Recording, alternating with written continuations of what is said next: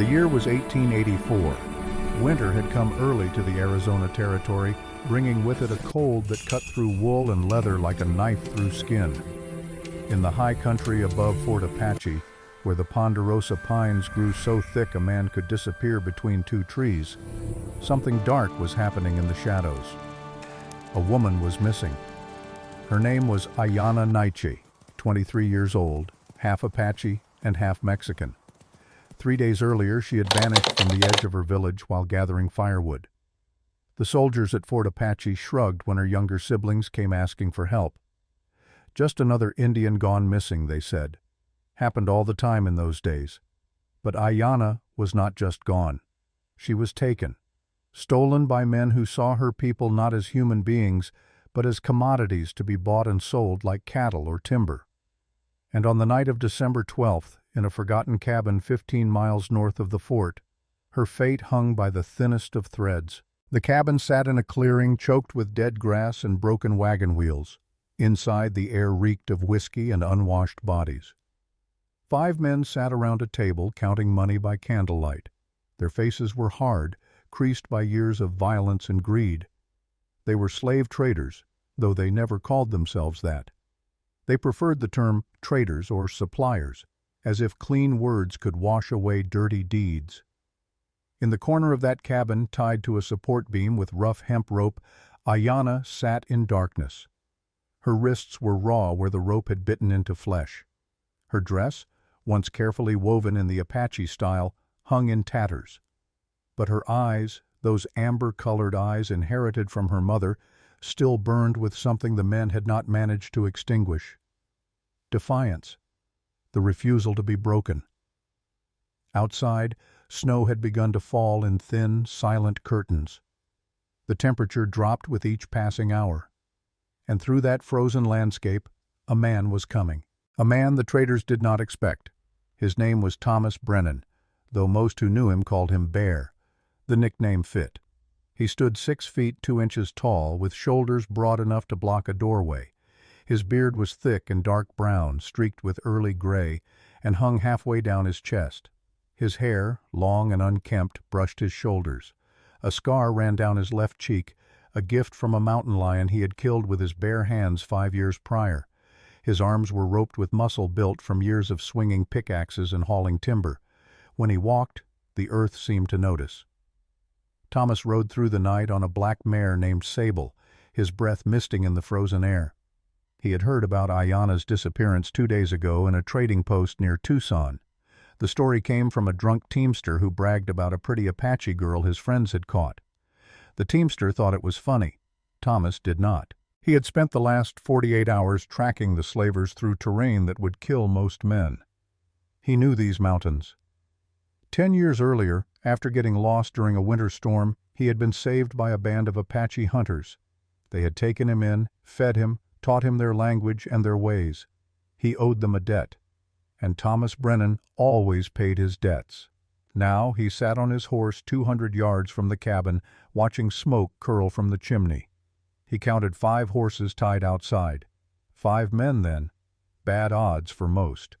But Thomas was not most men. He dismounted, moving with surprising quiet for someone his size. From his saddlebag, he pulled a leather pouch heavy with coins. $200 in gold and silver. Money he had saved from his mining work. Money that represented months of back-breaking labor in the darkness beneath the earth. He also pulled out his revolver, checked the cylinder, and slid it back into its holster. Then he walked toward the cabin, his boots crunching softly in the fresh snow. The door was not locked. These men feared nothing in this remote corner of the territory. Thomas pushed it open and stepped inside. The 5 men looked up, hands moving instinctively toward their weapons. But Thomas was faster. His revolver was already drawn, aimed at the man who looked like the leader, a gray-haired brute with a knife scar across his throat. "Evening, gentlemen," Thomas said, his voice a low rumble. "I hear you have something for sale." The leader's eyes narrowed. He studied Thomas, taking in the expensive gun, the quality leather coat, the lack of fear in those cold blue eyes. "Who the hell are you?" "A buyer," Thomas said simply. He tossed the leather pouch onto the table. It landed with a heavy thunk. $200. That enough?" The leader picked up the pouch, weighed it in his hand, then opened it and peered inside. His expression shifted from suspicion to greed. "For the squaw?" Thomas's jaw tightened at the word, but he kept his voice steady. "That's right." One of the other men, younger with a patchy beard, laughed. "You want to buy a used-up Apache girl for 200? Mister, you must be desperate or stupid." "Maybe both," Thomas said. "Do we have a deal or not?" The leader looked at his companions. Money was money, and $200 was more than they had expected to get from their usual contacts. He shrugged. "Deal. But you take her and go. We don't want trouble." "No trouble," Thomas agreed. He kept the revolver trained on them as he moved toward the corner where Ayanna sat. She looked up at him, confusion and fear warring in her eyes. She did not know whether this stranger was rescuer or just another buyer with different plans. Thomas knelt beside her, pulled a knife from his belt, and cut the ropes binding her wrists. The moment she was free, he holstered his gun, scooped her up in his arms as if she weighed nothing, and carried her toward the door. "Wait," the leader called out. "You forgetting your manners? Ain't you gonna thank us?" Thomas paused in the doorway. He looked back over his shoulder, his face carved from stone. "No," he said. Then he kicked the door shut behind him and strode into the night. Ayanna did not struggle. She could not. Her body was weak from 3 days without food, from cold, from the rope burns that painted her wrists red. But her mind was alert, racing with questions. Who was this man? Why had he bought her? What did he want? Thomas lifted her onto Sable, then swung up behind her. He wrapped his heavy coat around her shivering frame and spurred the horse forward. They rode hard for 2 miles, putting distance between themselves and the cabin. Only when they reached a small cave he had prepared earlier did he slow down. The cave was shallow but protected from wind and snow. Thomas had already built a fire there, stacked firewood, laid out blankets. He had planned this rescue carefully. Now he dismounted, helped Ayanna down, and guided her to sit near the fire. "Here," he said, handing her a canteen. "Drink slow." She took the canteen with trembling hands and drank.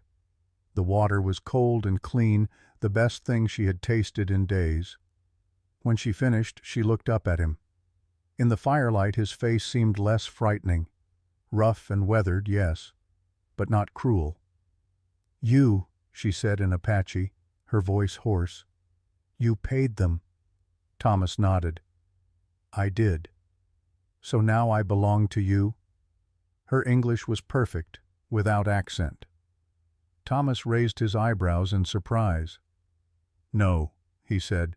"You're free, right now. But if you go back to the fort alone, they'll take you again. Those men have friends. I have a different offer." Ayanna studied him warily. "What offer?" Thomas sat down across from her, giving her space. "I live up in the White Mountains. I have land. I need a wife." She almost laughed, but it came out as a bitter sound. "A wife? You want to marry an Apache?" "Not just any Apache," Thomas said.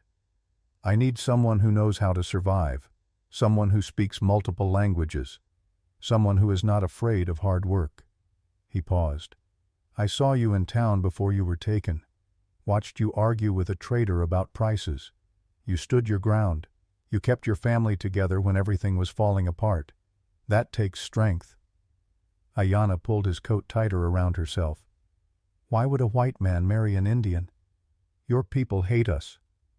Thomas stirred the fire with a stick. "Because white women in Tucson want husbands who will treat them like China dolls. I need a warrior." The word hung in the air between them. Warrior. Not servant.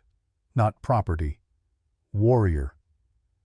"What do you get from this?" Ayanna asked. "A partner," Thomas said. "Someone to help run my land. Someone who can negotiate with Mexican traders and Apache workers. Someone who will not break when the winter winds come."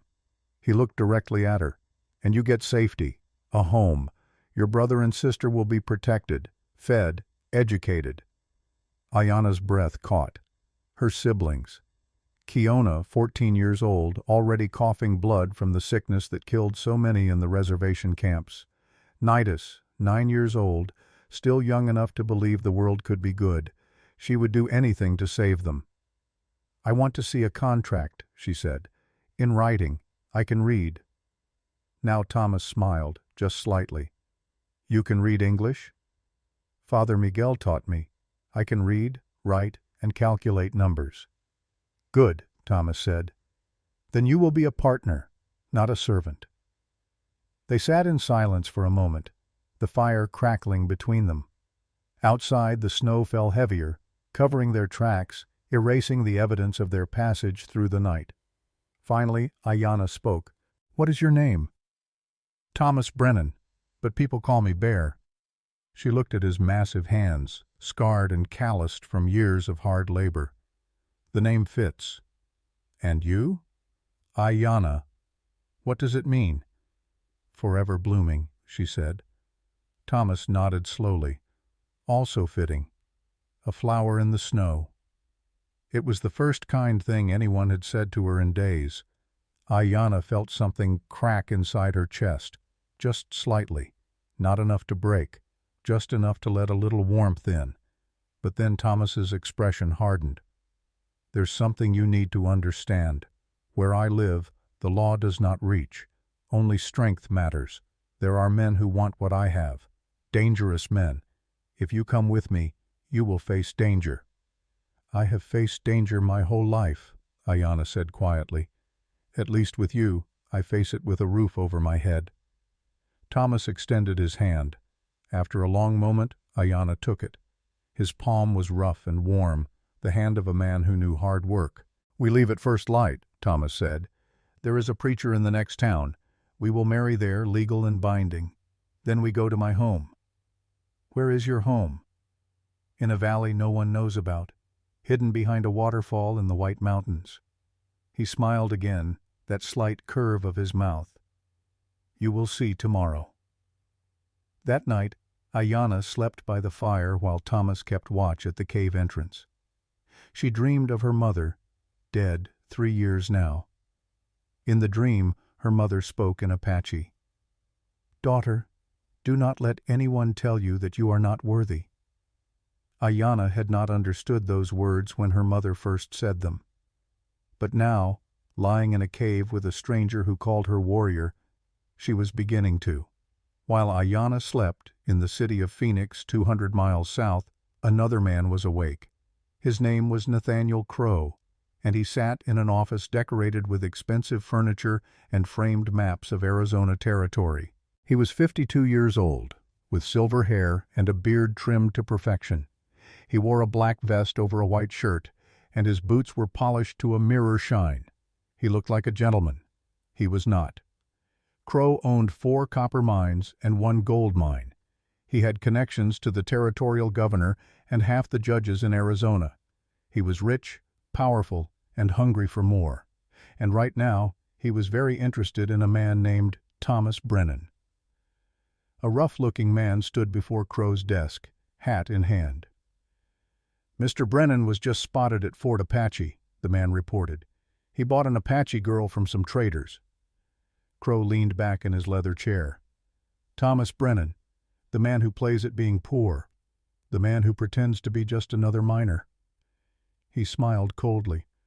"I know who he really is. I know what he has." "What do you want us to do, boss?"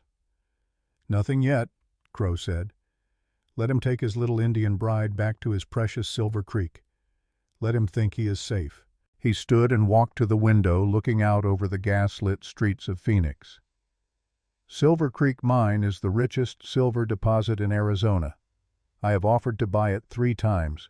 Brennan always refuses. So now we will take it another way." "How?" Crow turned back, and his eyes were as cold as January ice. "A white man who marries an Apache. That is a weakness, a vulnerability. We will use the law. We will prove he is mining illegally on Apache land. We will take everything he has." He picked up a pen and began writing on expensive paper. "And that Indian girl he just bought?" She is going to be the key that unlocks his downfall. The rough man shifted uncomfortably. What if Brennan fights back? Then we destroy him, Crow said simply. One way or another, Silver Creek will be mine by spring. Back in the cave, dawn was breaking. Thomas gently woke Ayanna. Time to go, he said. We have a long ride ahead. Ayanna stood, her body aching, but her mind clear. She looked at this man called Bear, this stranger who had bought her freedom with gold earned in darkness beneath the earth. She did not trust him yet. Trust had to be earned. But she believed he was different from the men who had tied her in that cabin.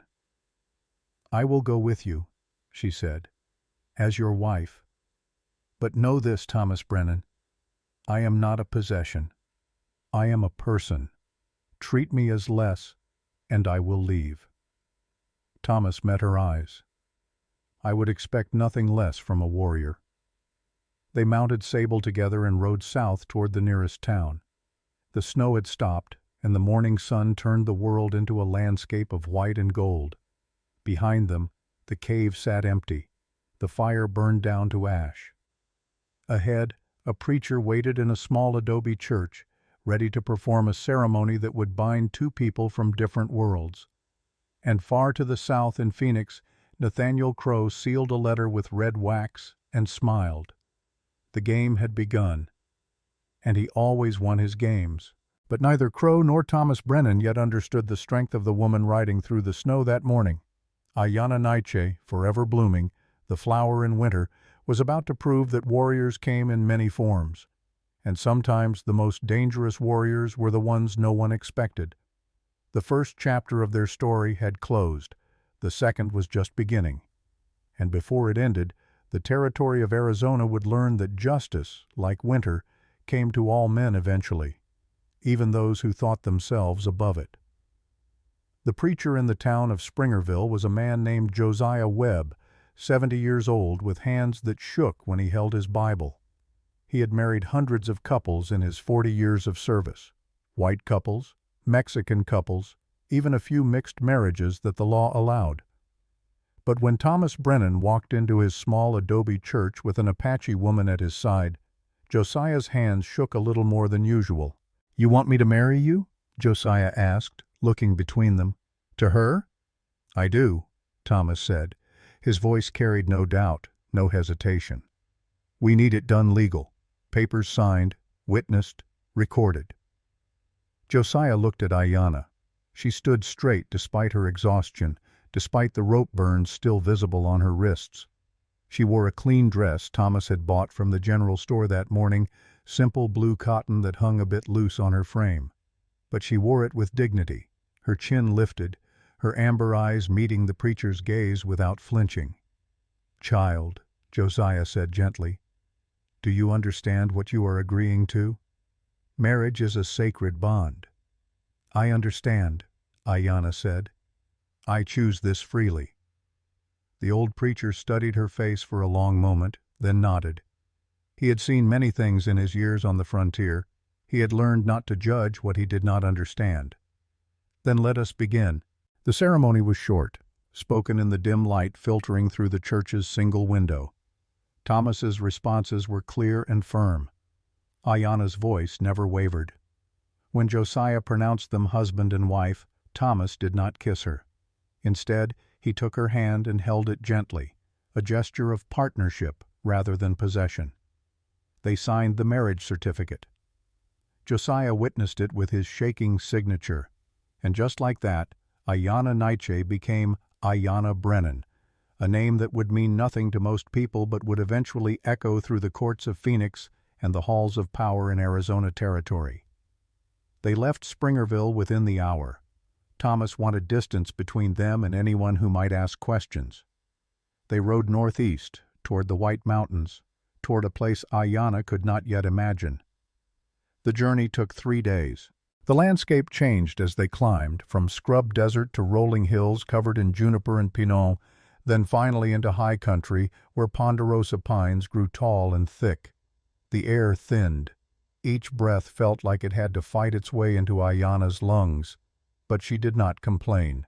Apache women were raised to endure. On the second day, as they followed a narrow trail carved into the side of a cliff, Thomas spoke about his past.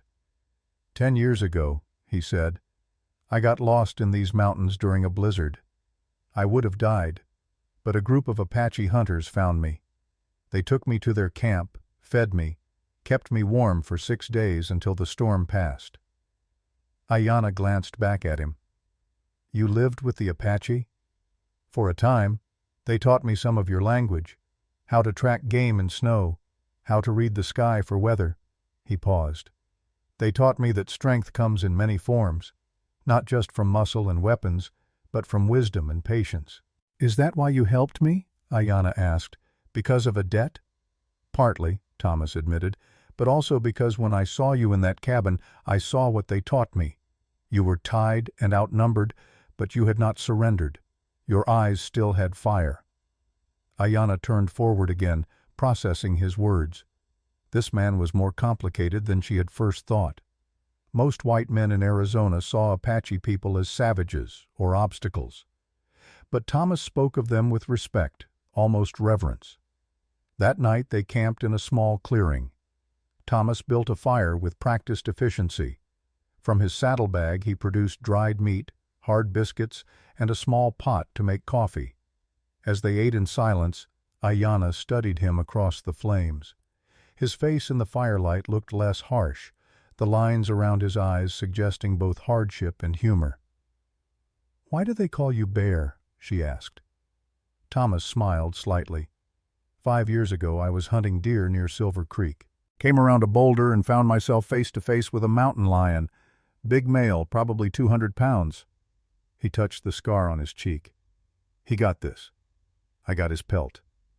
You fought a mountain lion with your bare hands? I had a knife, Thomas said, but it broke early in the fight. After that, yes, bare hands. He shrugged as if this was nothing remarkable. When I came back to the nearest town, people started calling me Bear. The name stuck. Ayanna felt something shift inside her. This was not just a strong man. This was a survivor, like her.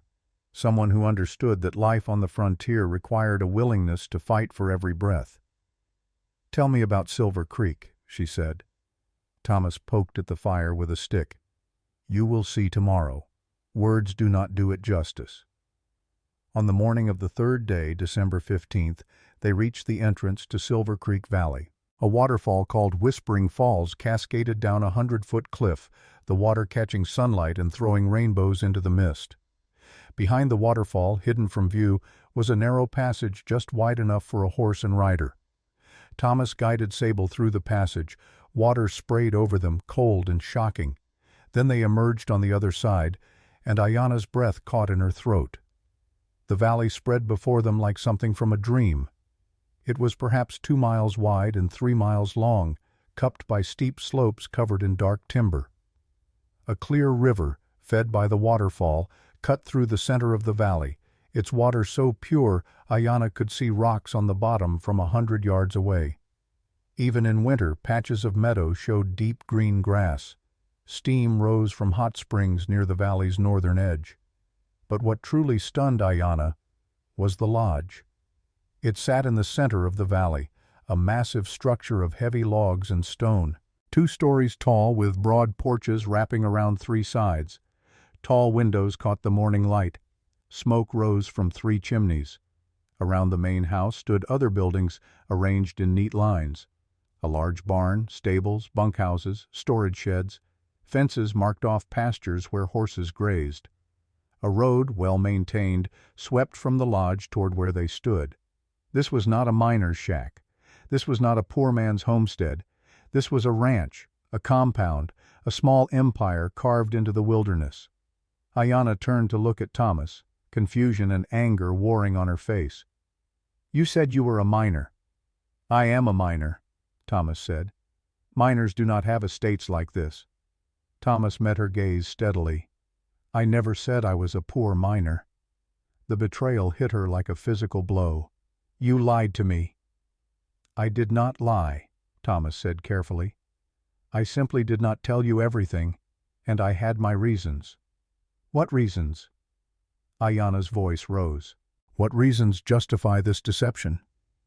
Thomas dismounted and helped her down, though she resisted his touch. Let me show you, he said. Then you can decide if my reasons were good enough. He led her down the road toward the lodge. As they approached, people emerged from the buildings. Workers, Ayanna realized. 15 or 20 of them. Mexican men, Irish immigrants, and 2 Apache. They stopped their tasks to stare at the woman riding beside their employer. A man stepped forward from the group. He was perhaps 30 years old, with red hair and a thick Irish brogue. Mr. Brennan, he said, welcome back. We were not expecting you so soon. Sean, Thomas nodded. This is Ayanna, my wife. Sean O'Brien's green eyes widened, but he recovered quickly. He removed his hat and bowed slightly to Ayanna. Mrs. Brennan, it is an honor.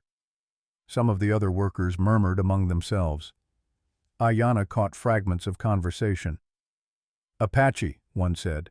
He married a squaw, said another, the word dripping with contempt. Thomas heard it too. His jaw tightened, but before he could respond, Ayanna stepped forward. She walked directly to the man who had spoken, a rough-looking worker with a patchy beard and suspicious eyes. His name, she would learn later, was Jake Morrison. My name, Ayanna said in perfect English, each word crisp and clear, is Ayanna Brennan. I am the wife of your employer. I can read, write, and calculate numbers. If you have a problem with that, speak it plainly. Jake's face reddened. He opened his mouth, then closed it again. Around him the other workers watched in stunned silence. No one had expected the Apache woman to speak English, much less to confront them directly. Sean stepped between them smoothly. Jake, you have work to do. Get to it. Jake glared at Ayanna for another moment, then turned and stalked away. The other workers slowly dispersed, heading back to their tasks. But Ayanna noticed that several looked at her with something other than contempt. Curiosity, perhaps, or a grudging respect. Thomas addressed the remaining workers. Ayanna is my partner. Anyone who does not respect her does not need to work here. Is that understood? A chorus of, yes, sir, answered him. Then the workers scattered, leaving Thomas, Ayanna, and Sean standing in the yard. Welcome to Silver Creek, Mrs. Brennan, Sean said quietly. I think you will find this is a different kind of place than most. Inside the lodge, Ayanna's anger warred with awe. The main room was enormous, easily 40 feet long. A stone fireplace dominated one wall, large enough to roast a whole pig. Heavy tables and comfortable chairs filled the space. Paintings of mountains and forests hung between tall windows. The air smelled of cedar, fresh bread, and wood smoke. A Mexican woman in a clean apron appeared from what must be the kitchen. She was perhaps 50, with kind eyes and flour on her hands. Mr. Brennan, she said in accented English, you are home, and you bring a guest. Maria, Thomas said, this is Ayanna, my wife. She will need a room prepared, a bath drawn, and whatever she needs.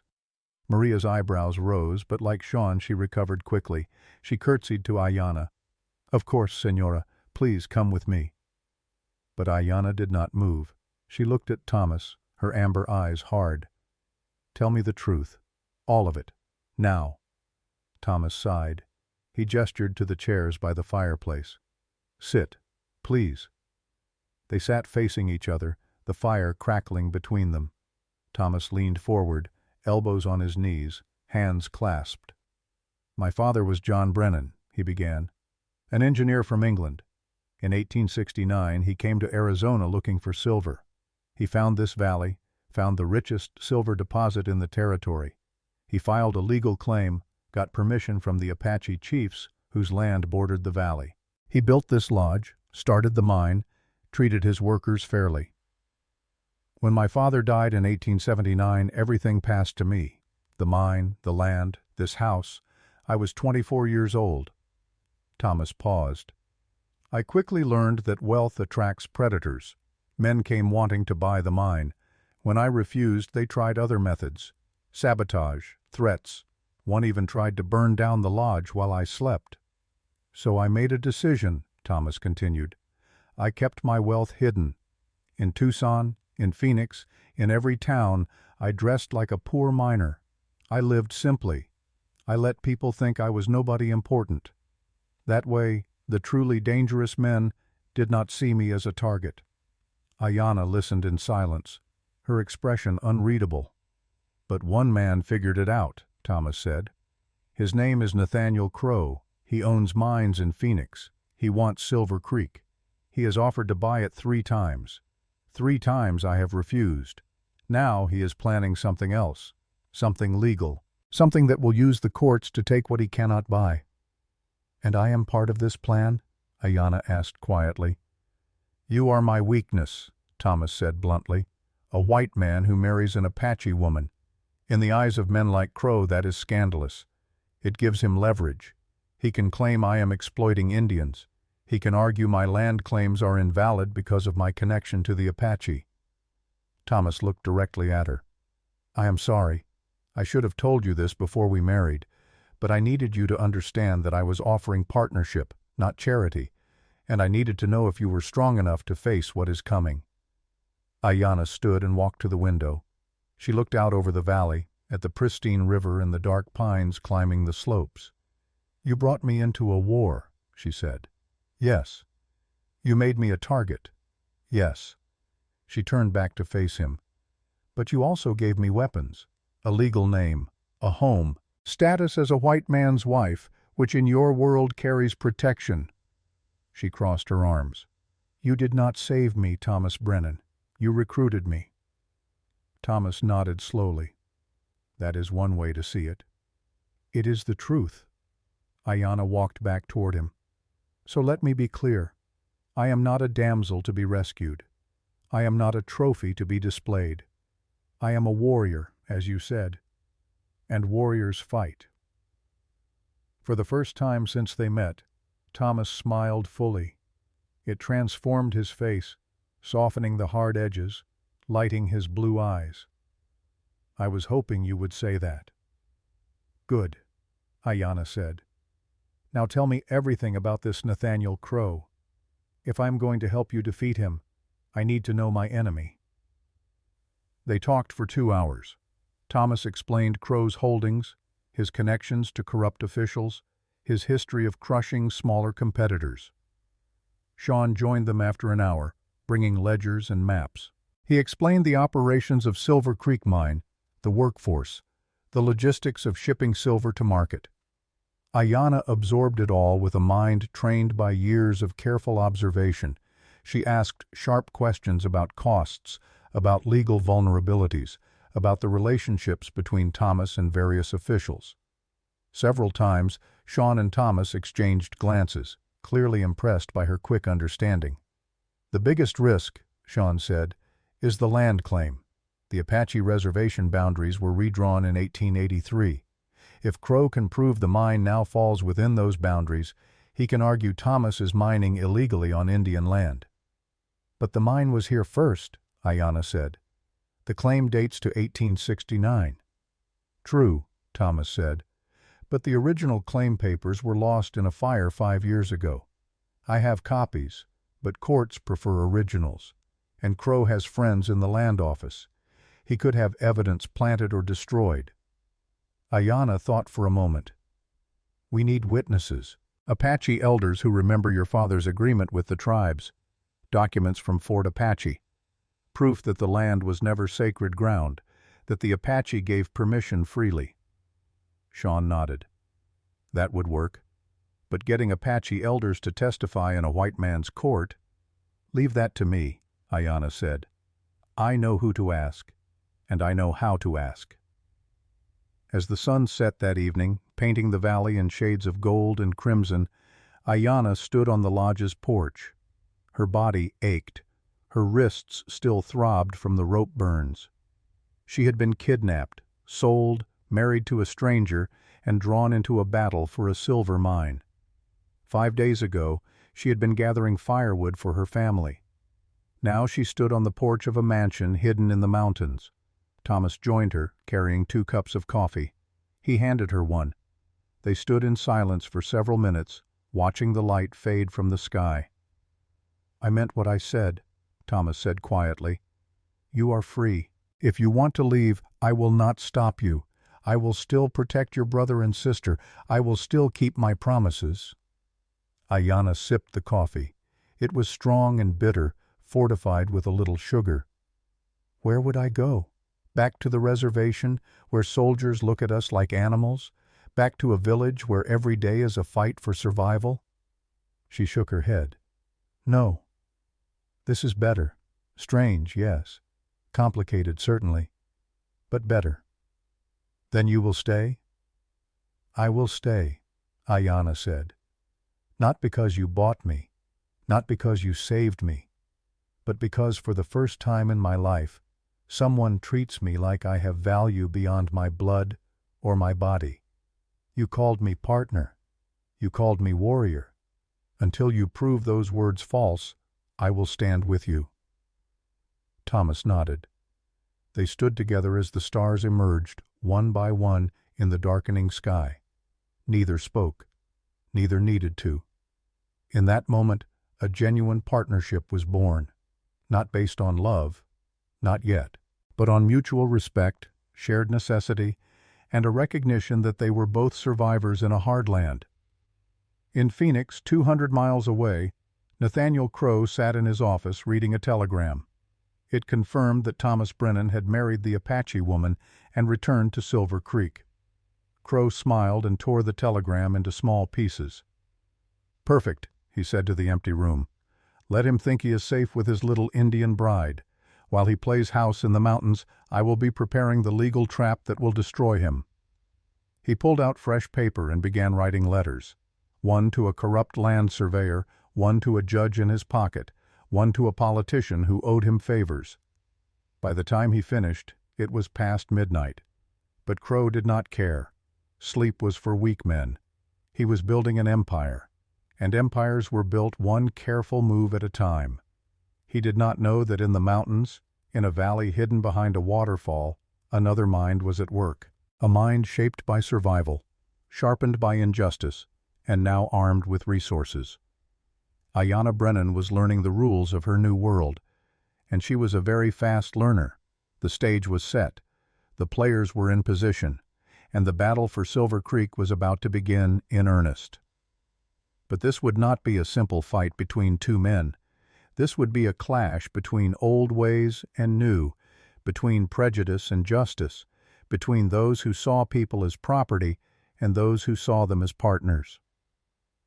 Winter was deepening in Arizona territory. The snow fell heavier in the mountains. And in that white silence, something was growing. Something neither Nathaniel Crow nor Thomas Brennan fully understood yet. The strength of a woman who had been pushed too far and refused to be pushed again. The determination of someone who had nothing left to lose and everything to gain. The courage of a warrior who had finally found a cause worth fighting for. The second chapter was complete.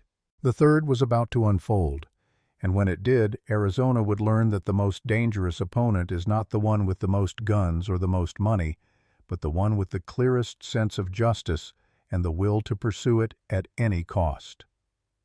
The first days at Silver Creek unfolded with careful choreography. Thomas had sent a rider to Fort Apache the day after their arrival, carrying letters for Kiona and Nitus. The message was simple. Their sister was safe, married, and living in a place where they would want for nothing. But Thomas and Ayanna agreed the children should wait until after the new year to make the journey north. The winter roads were brutal, and Ayanna needed time to understand her new role before taking on the additional responsibility of caring for her siblings in this unfamiliar world. Christmas came on a Thursday, quiet and strange. There were no Apache ceremonies, no Mexican posadas, none of the familiar rhythms Ayanna had known. But Thomas surprised her that morning with a leather-bound journal and a set of fine pencils laid carefully on the kitchen table. "For your thoughts," he said, awkward in his kindness, "and for keeping better records than I ever could. You see things I miss." Ayanna held the journal as if it were made of glass. No one had ever given her something so beautiful, so unnecessary, so personal. She had no gift for him in return, and the weight of that emptiness pressed against her chest. But that evening, as they sat before the fire, she taught him 3 more Apache words. The word for gratitude, the word for partnership, the word for home. And he taught her the Irish drinking song Sean sang when he thought no one was listening, a bawdy tune about a farmer's daughter that made her laugh until tears ran down her cheeks. It was not a grand celebration. There were no parties or feasts, but it was theirs. A small bridge built between 2 people learning to inhabit the same space without colliding. 1 week passed at Silver Creek. 7 days that transformed Ayanna from a stranger in a foreign world into something else entirely. Every morning she woke before dawn, as Apache women were taught. She helped Maria in the kitchen, learning the rhythms of the household. But more importantly, she spent hours with Sean O'Brien, studying the ledgers and account books that tracked every ounce of silver pulled from the mountain. Sean quickly discovered what Thomas had sensed. Ayanna had a mind like a steel trap. Numbers that would confuse most people made instant sense to her. She could look at a column of figures and spot errors that Sean had missed. More than that, she understood the relationships between costs, the way one expense affected another. On December 22nd, 8 days after her arrival, Ayanna made her first significant contribution. She sat at the large table in the main room, ledgers spread before her, a pencil in her hand. Sean stood nearby explaining the transportation costs for shipping refined silver to buyers in Tucson and Phoenix.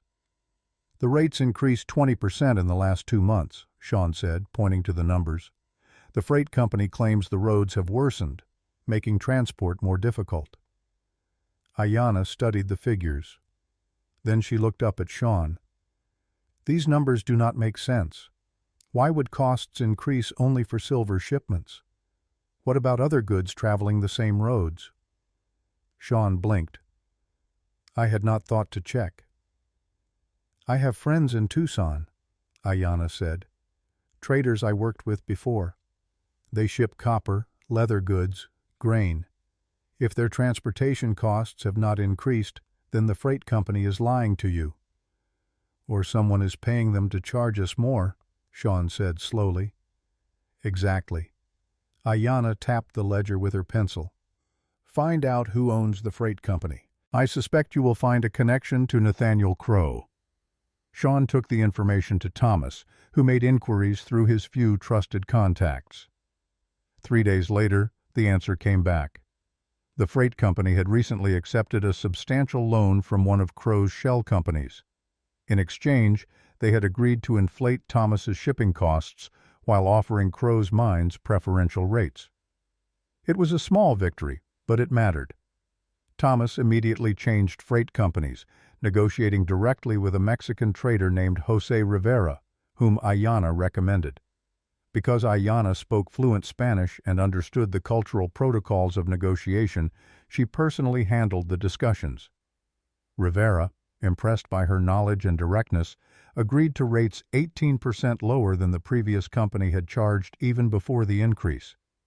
When Ayanna reported this success to Thomas and Sean, both men looked at her with new respect. Thomas smiled that slight smile of his. I told you, he said. Warrior. But respect from the leaders meant little if the workers remained hostile. Most of the miners and laborers had begun to accept Ayanna's presence. Some even greeted her politely when they passed. But Jake Morrison and 2 of his friends continued to make Ayanna's life difficult in small ways. Muttered insults just loud enough to hear, tools left where she might trip over them. Once deliberately spoiling a saddle she had intended to use. Sean wanted to fire them immediately. Thomas agreed. But Ayanna stopped them both.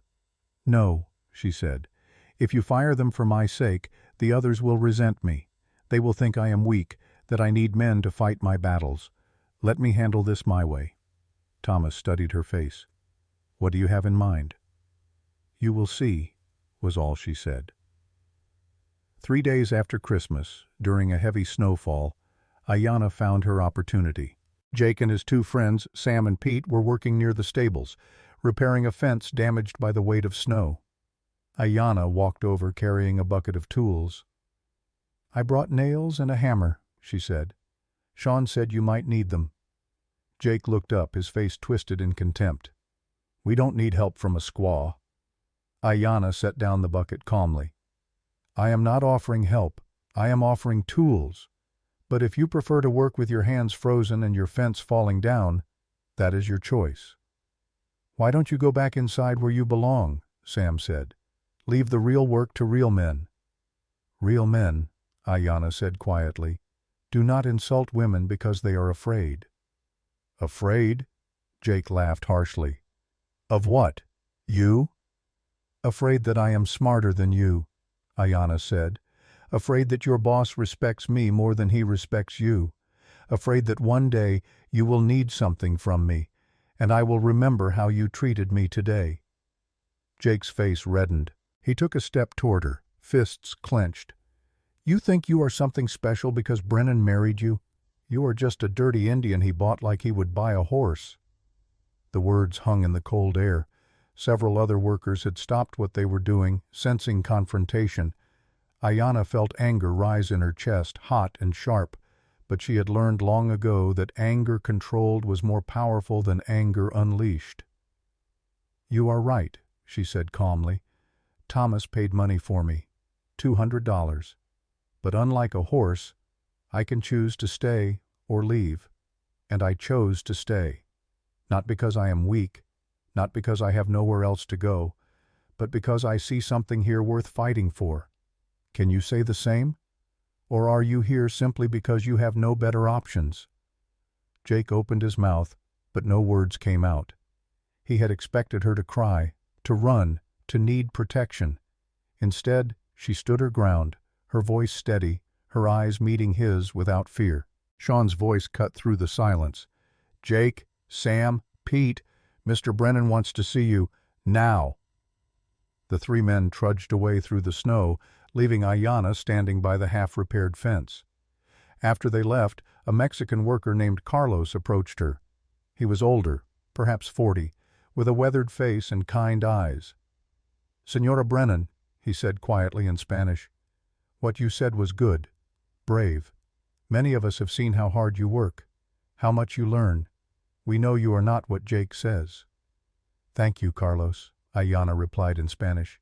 "That means more than you know." Word of the confrontation spread through Silver Creek. Thomas did not fire Jake and his friends, but he made it clear that another incident would result in immediate dismissal. More importantly, the other workers began to treat Ayanna differently. Not with pity or condescension, but with the respect given to someone who had proven themselves under pressure. It was a small victory, but like the freight negotiation, it mattered. Ayanna was establishing herself not as Thomas's property, but as a person of value in her own right. On the last day of December, Thomas made an announcement. He and Ayanna would travel to Fort Apache in early January to search for documents proving the legitimacy of his land claim. It would be a dangerous journey. The roads were treacherous with ice and snow, and there was always the possibility of ambush. "I want you to stay here," Thomas said to Ayanna that evening. They sat before the great fireplace, the only two people still awake in the lodge. "Sean can manage things while I am gone." "No," Ayanna said. "I am going with you. It is too dangerous." "Then it is too dangerous for you as well," Ayanna countered. "You need me. I speak Apache. I know the people at Fort Apache. They will talk to me when they would never talk to you." Thomas rubbed his bearded jaw, a gesture Ayanna had learned meant he was thinking hard. "If something happened to you—" "Then you would have failed," Ayanna finished. "But nothing will happen, because we will be careful, and because I am not a china doll to be locked away for safety." Thomas studied her across the firelight. After a long moment he nodded. "We leave in 3 days. Pack warm. And Ayanna, I am going to teach you to shoot properly.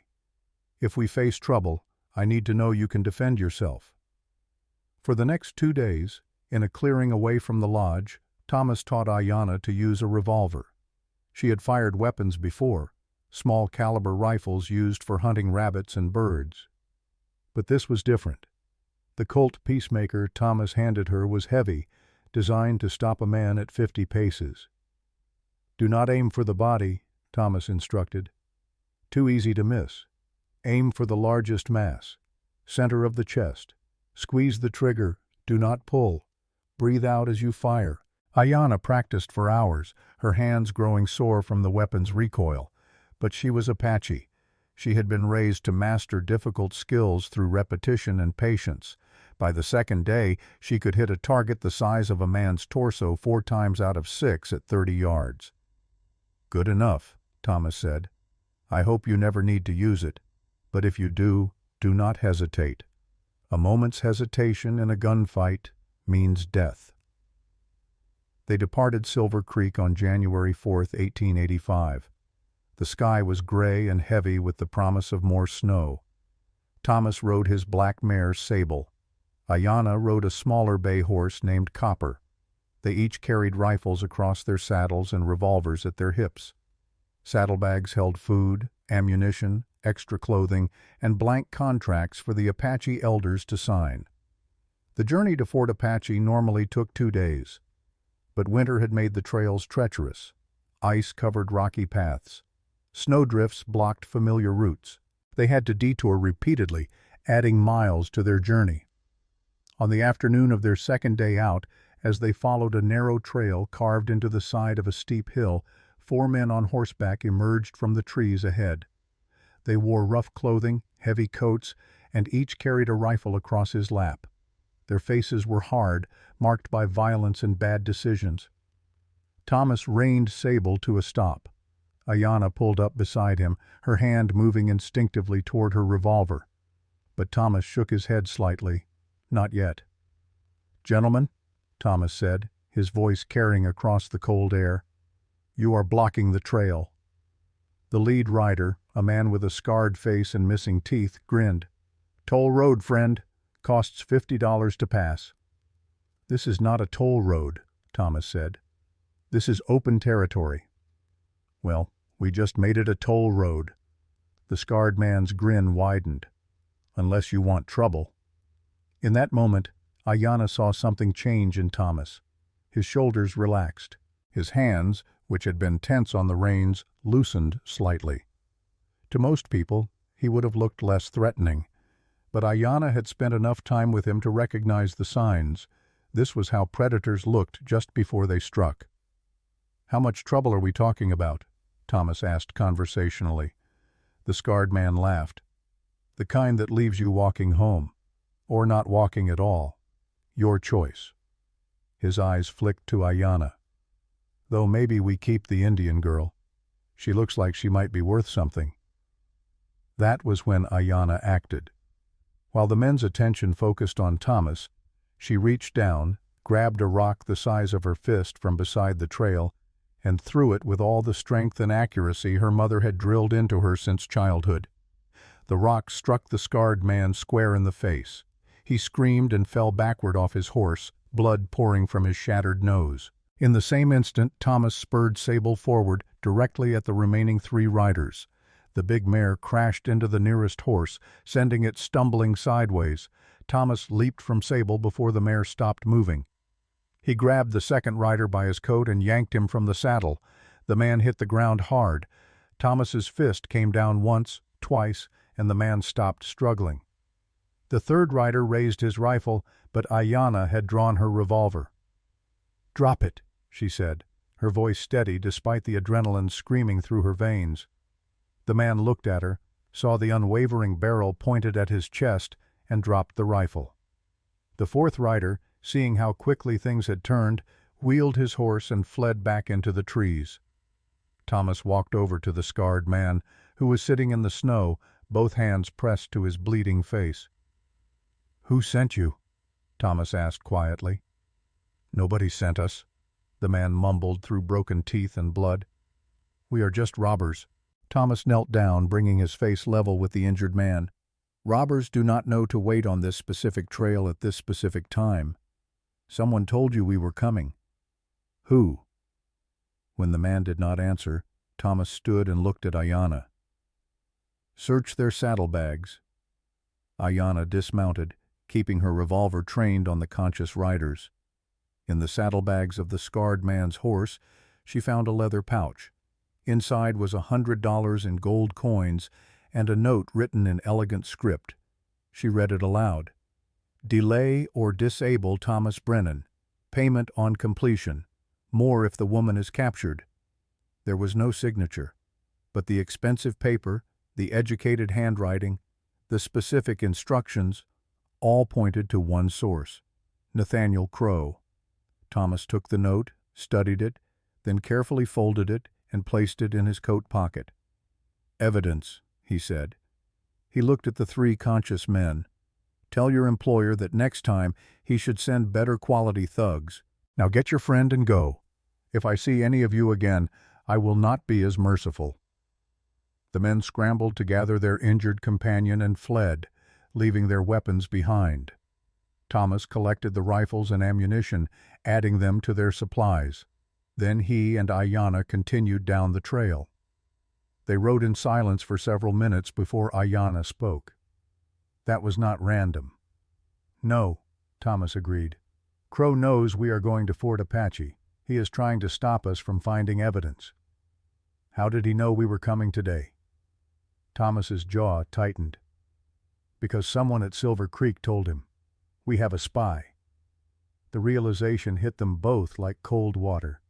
Someone they had trusted, someone who lived and worked at Silver Creek, was feeding information to their enemy. The question was who? That night they made camp in a shallow cave, building a small fire for warmth. As they ate dried meat and hard biscuits, Ayanna tended to Thomas's hands. He had scraped his knuckles badly during the fight. She cleaned the wounds with water heated over the fire, then wrapped them in clean cloth from her saddlebag. "You fought well today," Thomas said. "That throw was impressive." "Apache women learn to throw accurately from childhood," Ayanna said. "We hunt small game for the cook pot. A rabbit at 30 paces with a stone. If you miss, your family goes hungry." Thomas smiled slightly. "Remind me never to make you angry." "Too late," Ayanna said. But she was smiling too. The danger they had faced together, the fight they had won as partners, had changed something between them. They were no longer just strangers bound by contract. They were allies who had proven themselves in battle. As the fire burned down to embers and the temperature dropped, they sat closer together for warmth. Thomas wrapped his heavy coat around both of them. Ayanna leaned against his broad shoulder, feeling the steady rise and fall of his breathing. "Thomas," she said quietly, "when this is over, when we defeat Crow, what then?" "Then we build something better," Thomas said. "A place where people are judged by their character, not their blood. Where workers are treated fairly. Where children, Apache and white and Mexican, learn together in the same school." He paused. "Is that naive?" "Perhaps," Ayanna said. "But I would rather fight for a naive dream than surrender to a cruel reality." They reached Fort Apache on the afternoon of January 6th. The fort was a sprawling complex of adobe buildings and wooden structures, surrounded by a timber palisade. Soldiers in blue uniforms moved between buildings, their breath misting in the cold air. Beyond the fort, the reservation stretched for miles, a stark landscape dotted with wickiups and Army surplus tents. Major William Thornton received them in his office, a sparse room decorated only with a map of the territory and a portrait of President Grover Cleveland. Thornton was 45 years old, with iron gray hair and the rigid bearing of a career military man. His eyes, when they fell on Ayanna, held no warmth. "Mr. Brennan," Thornton said, "what brings you to Fort Apache?" "I need to see the old land surveys," Thomas said. "Records from 1869 and 1870. They should be in your archives." Thornton's expression did not change. "Those records are government property. I cannot simply allow civilians to rummage through them." "I am not asking to rummage," Thomas said patiently. "I am asking to view specific documents related to my legal claim on Silver Creek." "And you brought your squaw to help you search?" Thornton's voice dripped with disdain. Ayanna felt anger flash through her, but she kept her voice level. "I am Mrs. Brennan, Major, wife of a United States citizen with legal property rights, and I have every right to be here." Thornton finally looked directly at her, surprise flickering across his face. "You speak English?" "I speak English, Spanish, and Apache," Ayanna said. "I can read and write. I understand property law, and I know that you are required by territorial regulations to allow citizens access to public land records upon request." Thornton's jaw tightened. He was not accustomed to being corrected, especially not by an Indian woman. But Ayanna had done her research. She had read the regulations in Thomas's law books. She knew her rights. "Very well," Thornton said finally. "You may view the records. Sergeant Miller will escort you to the archives. You have 1 hour."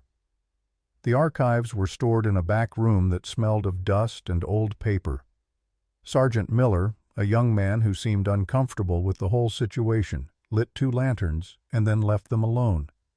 Thomas and Ayanna worked quickly, searching through boxes of documents.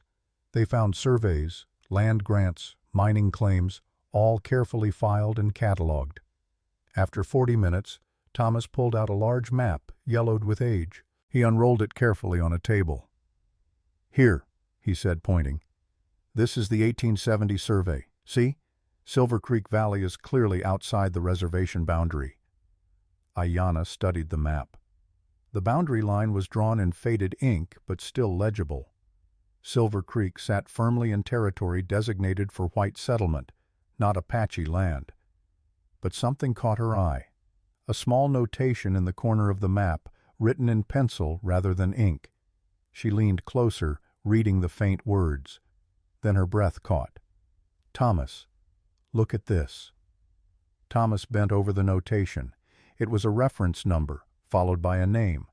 The name was Nathaniel Crow, and beside it, a date from 1880, along with the words, "Payment received for survey amendment." "Crow tried to bribe the surveyor," Ayanna whispered, "to change the boundary lines." "But it failed," Thomas said, excitement in his voice. "The surveyor took the money but did not change the official map. He just noted the attempt in pencil, probably as insurance." They carefully copied the map, noting the reference number and the pencil notation. But Thomas knew this alone would not be enough. They still needed the original land grant papers, proof that his father had legitimate permission from the Apache tribes. As they prepared to leave, Ayanna stopped. "Thomas, I need to visit the Apache section of the reservation. There is someone I must see." "Who?" "An elder. A man named Mato Watakpe. He knew your father." They found Mato's wickiup at the northern edge of the reservation, a traditional Apache dwelling made of brush and canvas. Smoke rose from a fire pit outside. An old man sat beside the fire, wrapped in a blanket despite the cold. His face was a map of wrinkles, his hair white as new snow. But his eyes, when they opened to look at Ayanna and Thomas, were sharp and clear. Ayanna spoke to him in Apache, introducing herself and explaining their mission. Mato listened without interruption. When she finished, he looked at Thomas for a long moment. Then he spoke in Apache, and Ayanna translated. "He says he remembers John Brennan. Your father saved his life in 1876 during an avalanche. He says your father was an honorable man who kept his promises." Thomas nodded respectfully. "Will he testify to that in court?" Ayanna asked. Mato replied, his weathered hands gesturing as he spoke. "He says yes," Ayanna translated. "He will testify. But he wants you to know that when white men and Indians go to court together, the Indians usually lose. He is willing to try anyway because your father earned his loyalty, and because he believes some white men are still capable of honor." Mato reached into his wickiup and pulled out something wrapped in soft leather. He unwrapped it carefully, revealing a piece of tanned buffalo hide. On the hide were painted symbols and pictographs, Apache representations of agreements and promises. At the bottom were signatures in English, including one that read, "John Brennan." "It is the original agreement," Ayanna breathed. "Between your father and the Apache chiefs. This is proof that permission was freely given." Matto spoke again, and his voice, though aged, carried the weight of absolute certainty. Ayanna translated his words. He says, "Tell the court that Apache people do not write on paper. We write on hide and in memory. This agreement is as binding as any white man's contract. More so because it is sealed with honor and saved lives, not just ink and paper." Thomas took the buffalo hide agreement with hands that trembled slightly. This was what he needed. This, combined with the map showing Crow's attempted bribery, would prove his case in court. As they prepared to leave, an elderly Apache woman emerged from a nearby wickiup.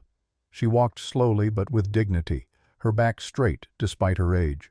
She wore traditional dress decorated with silver ornaments, and her gray hair hung in 2 long braids. She spoke to Ayanna in Apache, placing a weathered hand on the younger woman's shoulder. Then she removed one of the silver bracelets from her own wrist and placed it on Ayanna's. After the old woman left, Thomas asked, "What did she say?" Ayanna looked down at the silver bracelet, her eyes bright with unshed tears. "Her name is Red Sky Walker.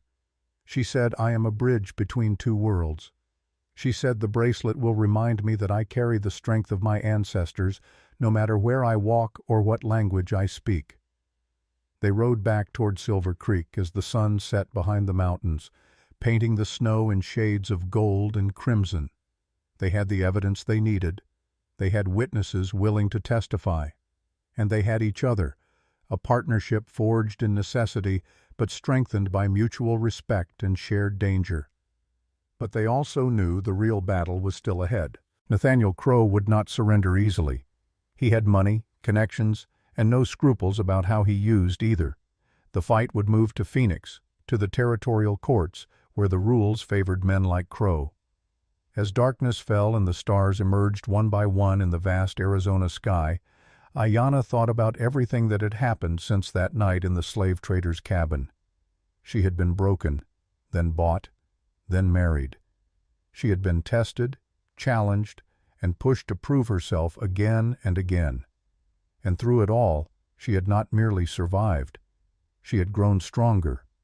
The bracelet on her wrist caught the moonlight, silver gleaming against her brown skin. A bridge between 2 worlds. That is what Red Sky Walker had called her. Perhaps it was true. Perhaps that was her purpose. To stand in the space between, to speak the languages that both sides understood, to fight for justice in a land where justice was rare and precious. They would face Nathaniel Crow in his own territory, in the courts of Phoenix where powerful men made the rules. But they would not face him unprepared. They had evidence. They had witnesses. They had the law on their side if they could find a judge honest enough to uphold it. And most importantly, they had each other. Thomas Brennan, the mountain man who treated his workers fairly and kept his promises. And Ayanna Brennan, the Apache woman who refused to be dismissed, diminished, or defeated. The 3rd chapter was closing. The 4th was about to begin. And when it did, the territory of Arizona would learn that sometimes the most powerful force in a courtroom is not money or connections, but the simple, undeniable power of truth spoken by those brave enough to stand and speak it. They returned to Silver Creek on January 10th, weary from the journey but armed with hope. The buffalo hide agreement from Matto-Watakpe rested carefully wrapped in Thomas's saddlebag. The copied map with its damning pencil notation sat folded in Ayanna's coat pocket. They had what they needed to fight Nathaniel Crow in court, but first they had to deal with the traitor in their midst. Thomas called a meeting that evening in the great room of the lodge. Every worker on the property was required to attend. 15 men filed in, their faces showing curiosity and concern. They stood in a loose semicircle before the massive stone fireplace. Sean O'Brien stood to Thomas's right, his expression grim. Ayanna stood to Thomas's left, silent but watchful. "Someone here has been sending information to Nathaniel Crow," Thomas said without preamble. His voice was not loud, but it carried the weight of absolute certainty. "Someone told him when we were leaving for Fort Apache. Someone gave him details about our operations, our finances, our plans." The men shifted uncomfortably. Some looked at their boots. Others glanced at their neighbors with suspicion. Thomas let the silence stretch. Let the weight of accusation settle over the room like snow. "I am going to find out who," Thomas continued. "And when I do, that man will not only be fired, he will face criminal charges for conspiracy and sabotage. But I am also going to give that person one chance, one opportunity to confess, leave quietly, and avoid prosecution." More silence. The fire crackled. Wind rattled the windows. No one spoke. Then a young man near the back, a Mexican worker named Diego Ruiz, stepped forward. His face was pale, his hands trembling. "Senor Brennan," he said quietly. "It was me." The room erupted in angry mutters. Sean took a step toward Diego, his fists clenched. But Thomas raised a hand, and the room fell silent again. "Why?" Thomas asked. The single word carried more weight than a long accusation. Diego swallowed hard. "I owe money. Bad debts in Tucson. Men who threatened my family. Crow's people found out. They said they would pay my debts, give me $500.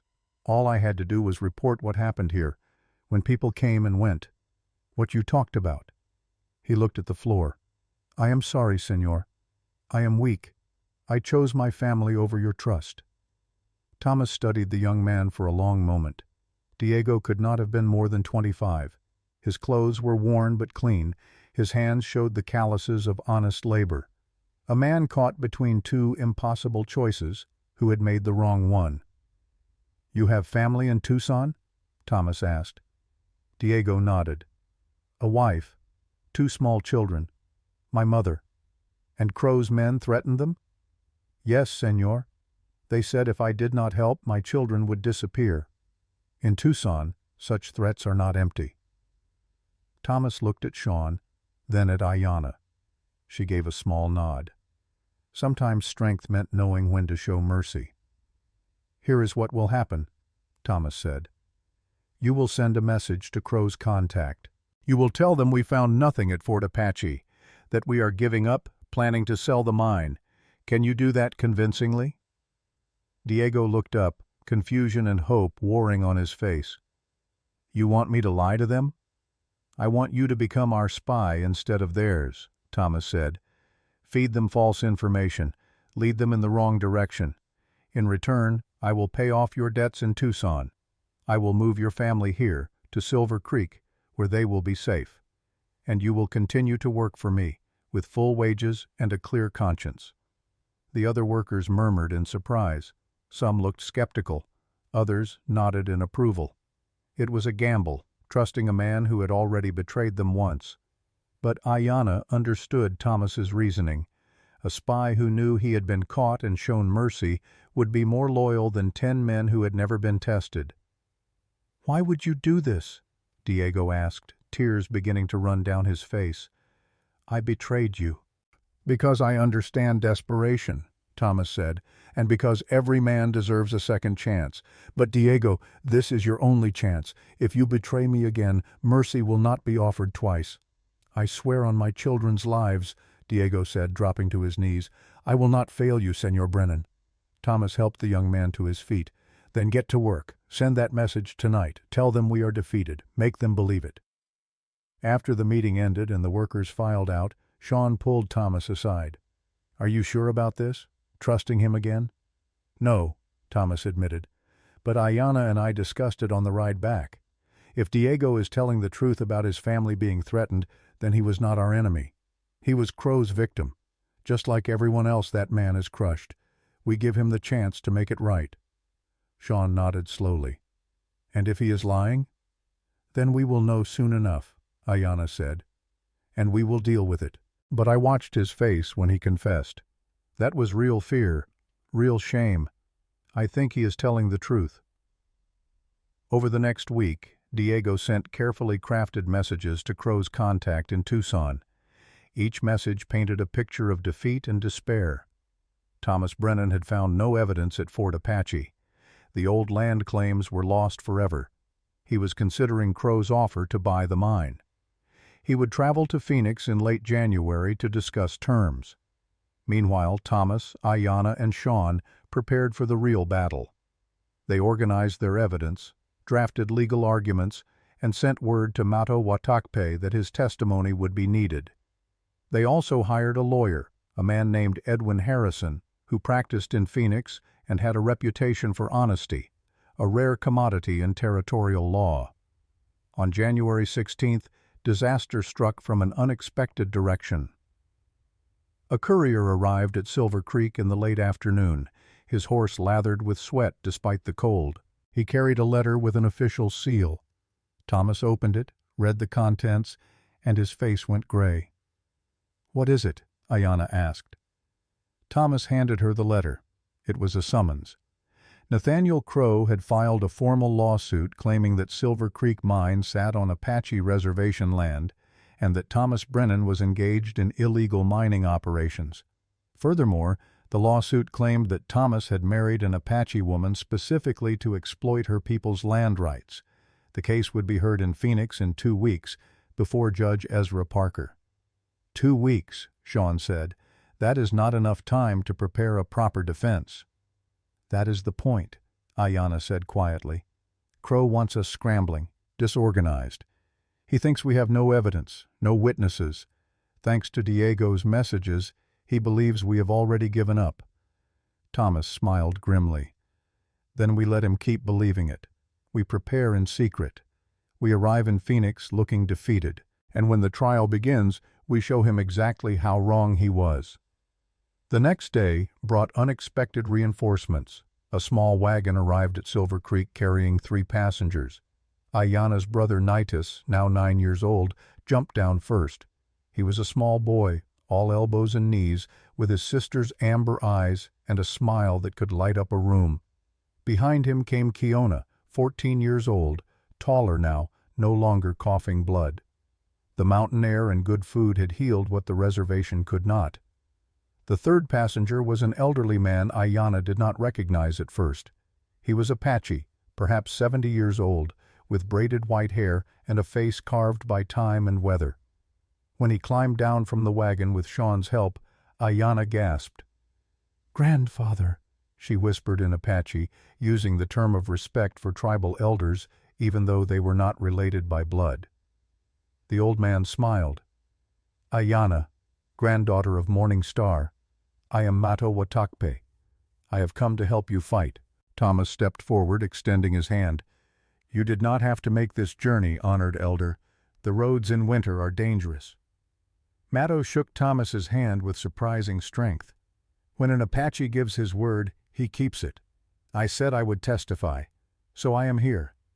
He looked around at the lodge, the valley, the mountains rising behind them. "Besides, I wanted to see what John Brennan's son has built. Your father would be proud."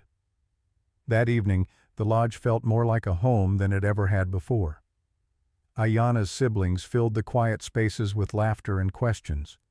Kiona helped Maria in the kitchen, learning to cook dishes that combined Apache, Mexican, and American traditions. Nitus followed Sean around like a puppy, asking endless questions about mining and mechanics and how everything worked. Mato sat with Thomas and Ayanna before the fire, telling stories of the old days when the Apache moved freely across the territory before reservations and broken treaties. He spoke of Thomas's father, of the avalanche in 1876 that had trapped Mato beneath snow and rock, of how John Brennan had dug with his bare hands until they bled to pull the Apache elder free. "Your father could have left me," Mato said. "Many white men would have. But John Brennan saw me as a person, not as a problem. He risked his own life to save mine. That kind of debt is never forgotten. Not in 1 generation.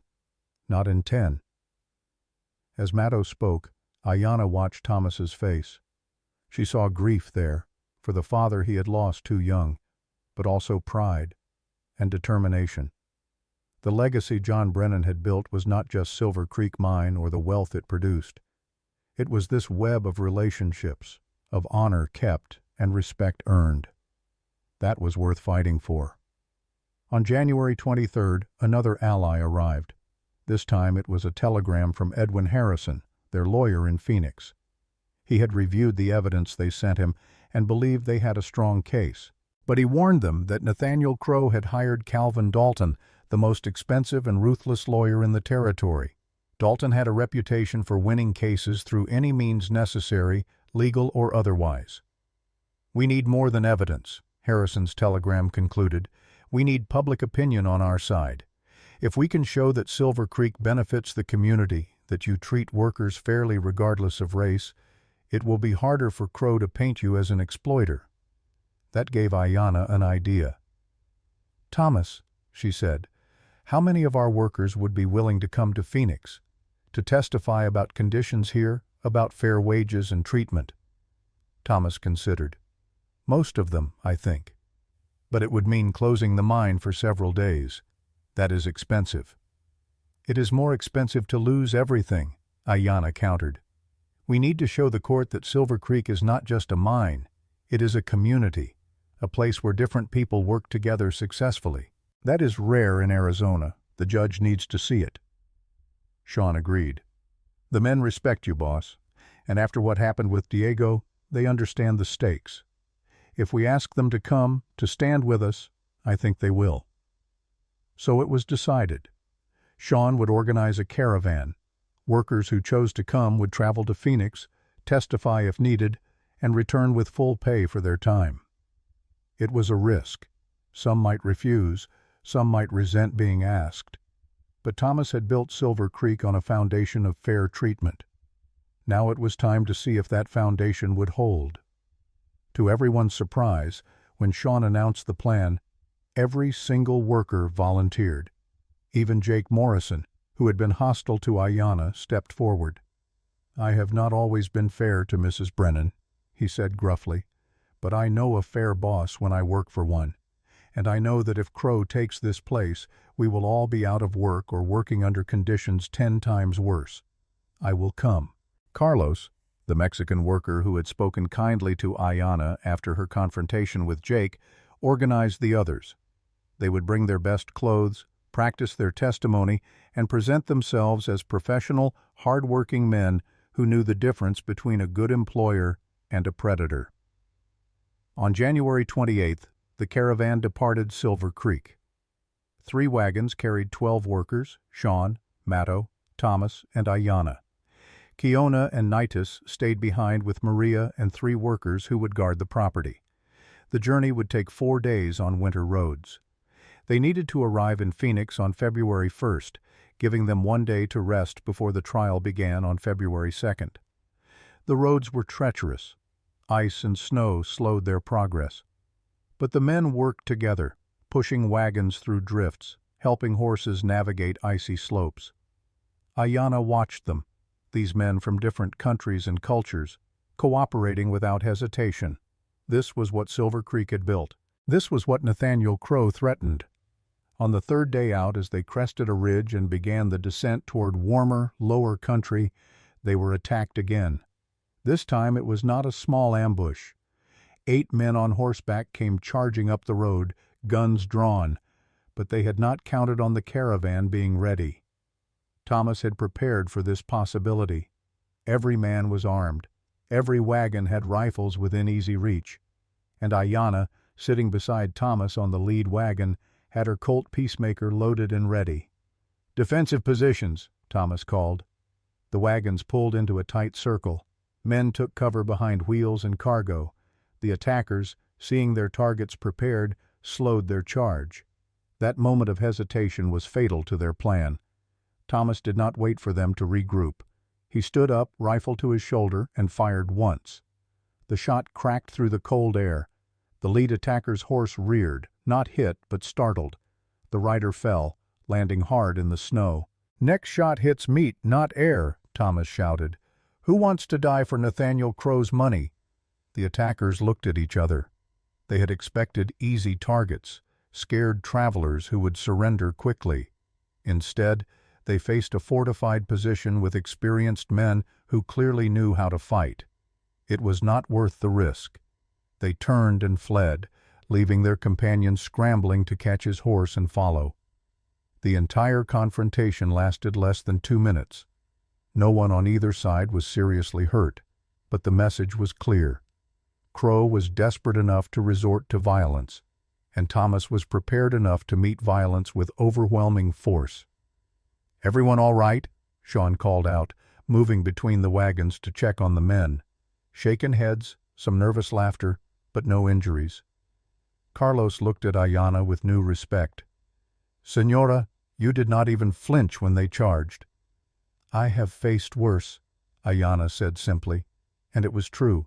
After being kidnapped, sold, and thrust into a battle for survival, a few hired thugs on horseback barely registered as a threat. They reached Phoenix on the evening of February 1st, 1885. The city had grown since Ayanna last saw it, sprawling across the desert valley like a stain. Buildings rose 3 and 4 stories high. Gaslight illuminated streets where wagons, horses, and even a few early automobiles competed for space. The air smelled of coal smoke and desert dust, and humanity packed too close together. Edwin Harrison met them at a modest hotel on the edge of the city. He was a small man, perhaps 50 years old, with spectacles and thinning hair. But his eyes were sharp, and his handshake was firm. "Mr. Brennan, Mrs. Brennan," he said, "you brought an army." "We brought the truth," Thomas said, "and the people who can testify to it." Harrison led them to a large room he had rented for their use. Maps and documents covered a long table. "I have reviewed everything you sent. The Buffalo Hide Agreement is powerful. The map notation showing Crow's bribery attempt is damning.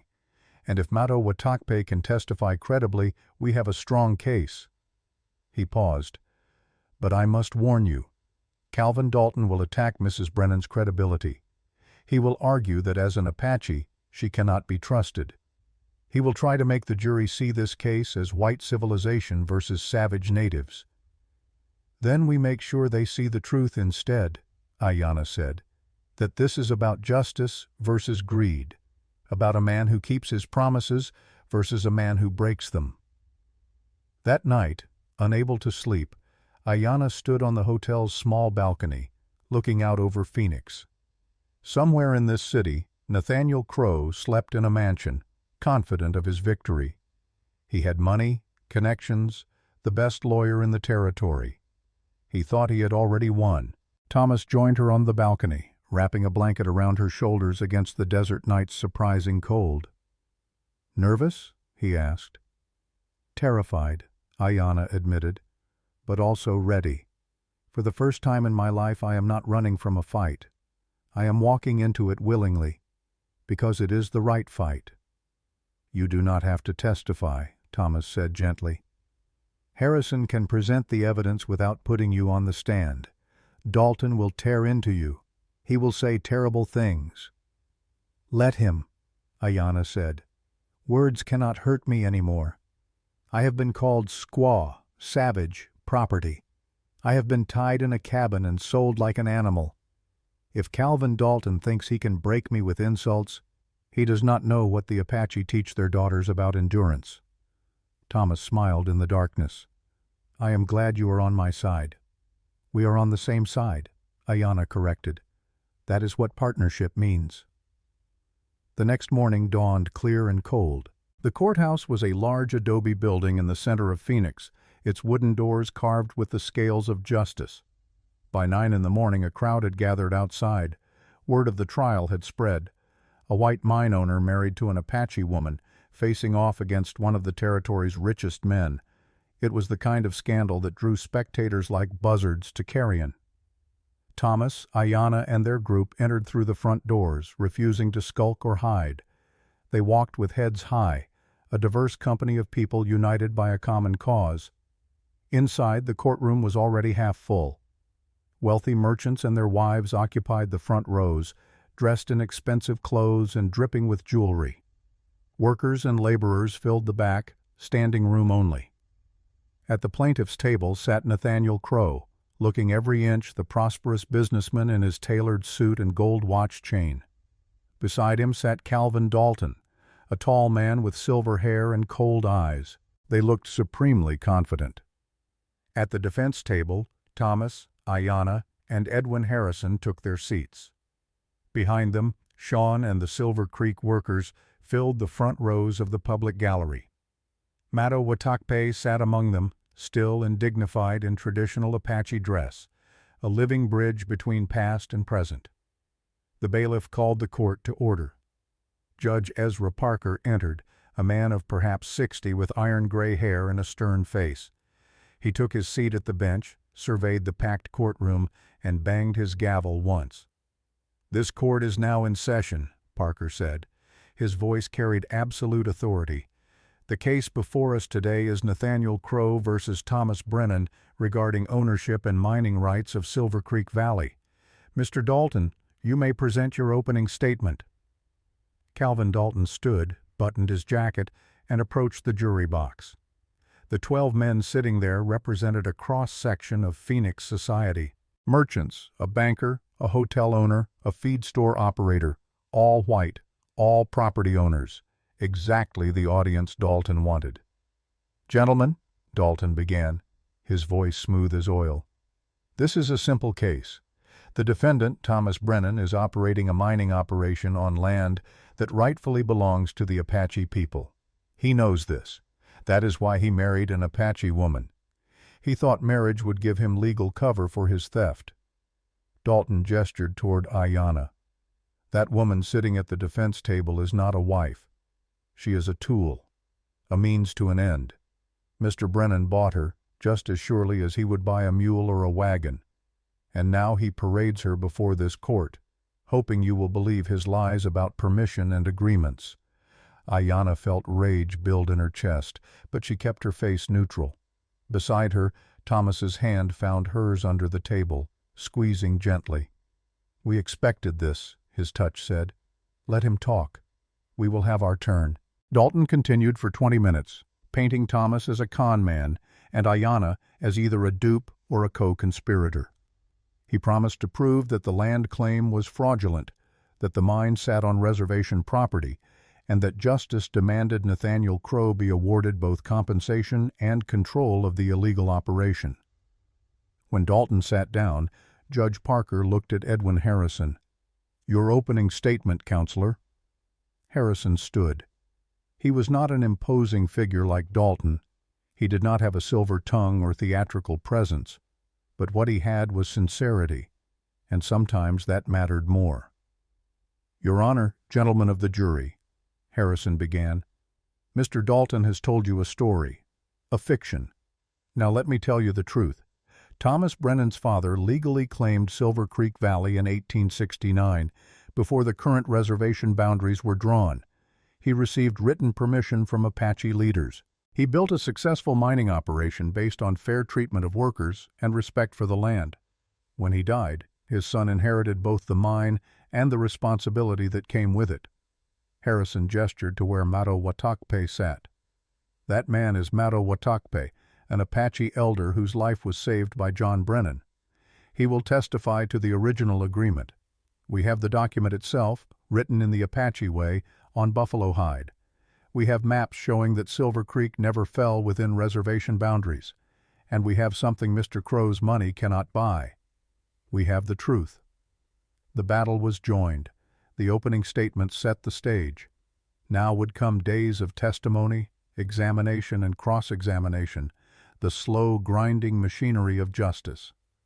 But as Ayanna looked around the courtroom, she felt something she had not expected. Hope. Not naive hope. Not the foolish belief that justice would automatically prevail, but the hard-earned hope of someone who had fought for every inch of progress, who had been knocked down and gotten back up, who had learned that the only way to win was to refuse to surrender. The 4th chapter was ending. The 5th was beginning. And when it concluded, either justice would be served, or they would learn once again that in Arizona Territory in 1885, money spoke louder than truth. But whatever the outcome, Ayanna knew one thing with absolute certainty. She would not go quietly. She would not submit. She would stand in that courtroom and speak her truth, and if the world chose not to listen, that was the world's failure, not hers. She was Ayanna Brennan, bridge between worlds, warrior of the Apache, and partner to a man who kept his promises. And that was an identity worth fighting for, no matter the cost. The trial's first day unfolded like a carefully choreographed dance between truth and deception. Calvin Dalton presented his case with the polish of a man who had won 100 courtrooms before this one. He called surveyors who testified that Silver Creek fell within the redrawn reservation boundaries of 1883. He produced documents showing that Thomas Brennan had no legal heirs claim to Apache land. He brought forward a Bureau of Indian Affairs official who stated flatly that no Apache agreement with white miners could supersede federal law. Each witness was prepared, each testimony rehearsed. Dalton moved through his presentation like a conductor leading an orchestra, building toward a crescendo of evidence that seemed insurmountable. The jury watched with serious faces, taking notes, nodding at particularly compelling points. Edwin Harrison cross-examined each witness carefully but made little headway. The surveyors stood by their measurements. The officials cited regulations that appeared airtight. By the time Judge Parker adjourned court for the day, the mood among Thomas's supporters was grim. That evening, back at the hotel, the Silver Creek workers gathered in the rented meeting room. Some wanted to give up, to accept whatever settlement Crow might offer. Others argued for continuing the fight. The tension was thick enough to cut with a knife. Thomas stood before them, his massive frame backlit by the room's gas lamps. "Tomorrow is our turn," he said quietly. "Tomorrow we present the truth. I understand if some of you want to leave, want no part of what comes next. But I am seeing this through to the end. Win or lose, I will know I fought for what my father built, for what we have all built together." Carlos stood up from the back of the room. "Senor Brennan, we are with you, all of us. We have seen how Crow operates. If he wins, men like us lose, not just jobs. We lose the idea that an honest man can make a fair living in this territory." One by one, the others voiced their agreement. Even Jake Morrison, who had been so hostile to Ayanna weeks earlier, stood and said, "I have worked for bad men and good men. You are a good man, boss. That is rare enough to fight for." The next morning, February 3rd, the courtroom was even more crowded. Word had spread that the defense would present its case. People came to witness the spectacle, to see if a mine owner married to an Apache woman could possibly defend himself against Nathaniel Crow's accusations. Edwin Harrison called his first witness. Mato Watakpe rose from his seat and walked to the witness stand with the slow dignity of age and authority. He wore traditional Apache clothing, his white braids hanging over his shoulders, his weathered face a map of 7 decades lived in harmony with harsh land. The bailiff held out a Bible for the oath. Mato looked at it, then at Judge Parker.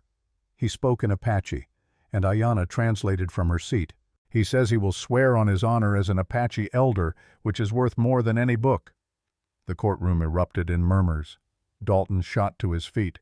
"Your Honor, this is irregular. The witness must take the standard oath." Judge Parker studied Mato for a long moment, then nodded slowly. "In my courtroom, a man's honor is sufficient. He may swear as he chooses. Mrs. Brennan, you will translate his testimony?" "I will, Your Honor," Ayanna said, standing. "And you swear to translate accurately, without addition or omission?" "On my honor and my ancestors, I swear it." Parker gestured for Harrison to proceed. The lawyer approached Mato respectfully. "Mr. Watakpe, how long have you known the Brennan family?" Mato spoke in Apache, his voice carrying the strength of conviction. Ayanna translated, her voice clear and steady.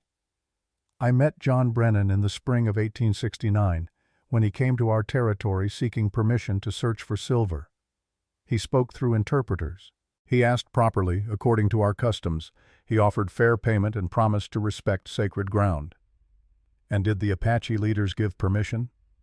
5 chiefs met with John Brennan. They agreed he could mine in the valley behind the waterfall. That land held no graves, no holy places. It was good for nothing but hunting deer. The chief saw no harm in his work. Harrison produced the buffalo hide document and handed it to Mato. "Is this the agreement you speak of?" Mato held the hide gently, his fingers tracing the pictographs painted there decades ago. "Yes, this shows the agreement." These symbols, this is how Apache record important promises. John Brennan's signature is here, with the marks of 5 chiefs. And this agreement was honored? John Brennan honored it until his death. His son Thomas continues to honor it. They mine only where permitted. They hire Apache workers and pay fair wages. They take silver but leave the land able to heal. Dalton's cross-examination was brutal. He tried to suggest Maddow had been paid to testify, that the Hyde document was a recent forgery, that Apache memory could not be trusted. But Maddow met each accusation with calm dignity. His answers never wavered. His certainty never faltered. And slowly, the jury began to see not a savage from a dying culture, but an old man whose word was his bond. When Maddow finished testifying and returned to his seat, there was a shift in the courtroom's atmosphere. Not dramatic, but real. Something in the jury's faces had changed. They had seen an Apache elder speak with more honor than many white men they knew. That realization was uncomfortable, but undeniable. Harrison's second witness was Sean O'Brien. The Irish mine foreman brought ledgers showing wages paid to workers of all backgrounds, safety improvements implemented, and medical care provided. He testified about Thomas's management style, his fairness, his refusal to cut corners that might endanger men's lives. In Ireland, Sean said, his brogue thick with emotion, I worked for men who saw workers as disposable. Use them up, throw them away, find new ones. Thomas Brennan is not that kind of man. He knows every worker by name. He knows their families. When Carlos's son was sick last year, Mr. Brennan paid for a doctor from Tucson. That is the kind of man we are talking about. Dalton's cross-examination focused on the marriage to Ayanna, trying to suggest it was a cynical ploy. But Sean would not budge. Mrs. Brennan earns her place at Silver Creek through intelligence and hard work. She negotiated a freight contract that saves us hundreds of dollars monthly. She can read a ledger better than most accountants. The boss did not marry a token. He married a partner. The third witness was Carlos. The Mexican worker spoke of conditions before and after Thomas took over the mine. Under the old management, before Senor Brennan's father, workers were beaten for small mistakes. We slept in shacks with dirt floors. We ate beans and little else. He looked directly at the jury. John Brennan built us proper houses. Thomas maintains them. We have a school for our children. We have a doctor. We have dignity. That is what you risk destroying if you give this mine to Crow. Then came the moment everyone had been waiting for. Harrison called Ayanna Brennan to the stand. The courtroom fell absolutely silent as she walked to the witness box. She wore a simple but well-made dress, dark blue with white collar and cuffs. Her black hair was braided in the Apache style but pinned up in a manner acceptable to white society. She moved with quiet confidence, neither defiant nor submissive. She was simply herself. After taking the oath, she sat and folded her hands in her lap, waiting for Harrison's first question. Mrs. Brennan, please tell the court about your background. Ayanna's voice was clear, her English flawless. I am 23 years old. My mother was Apache, of the White Mountain Band.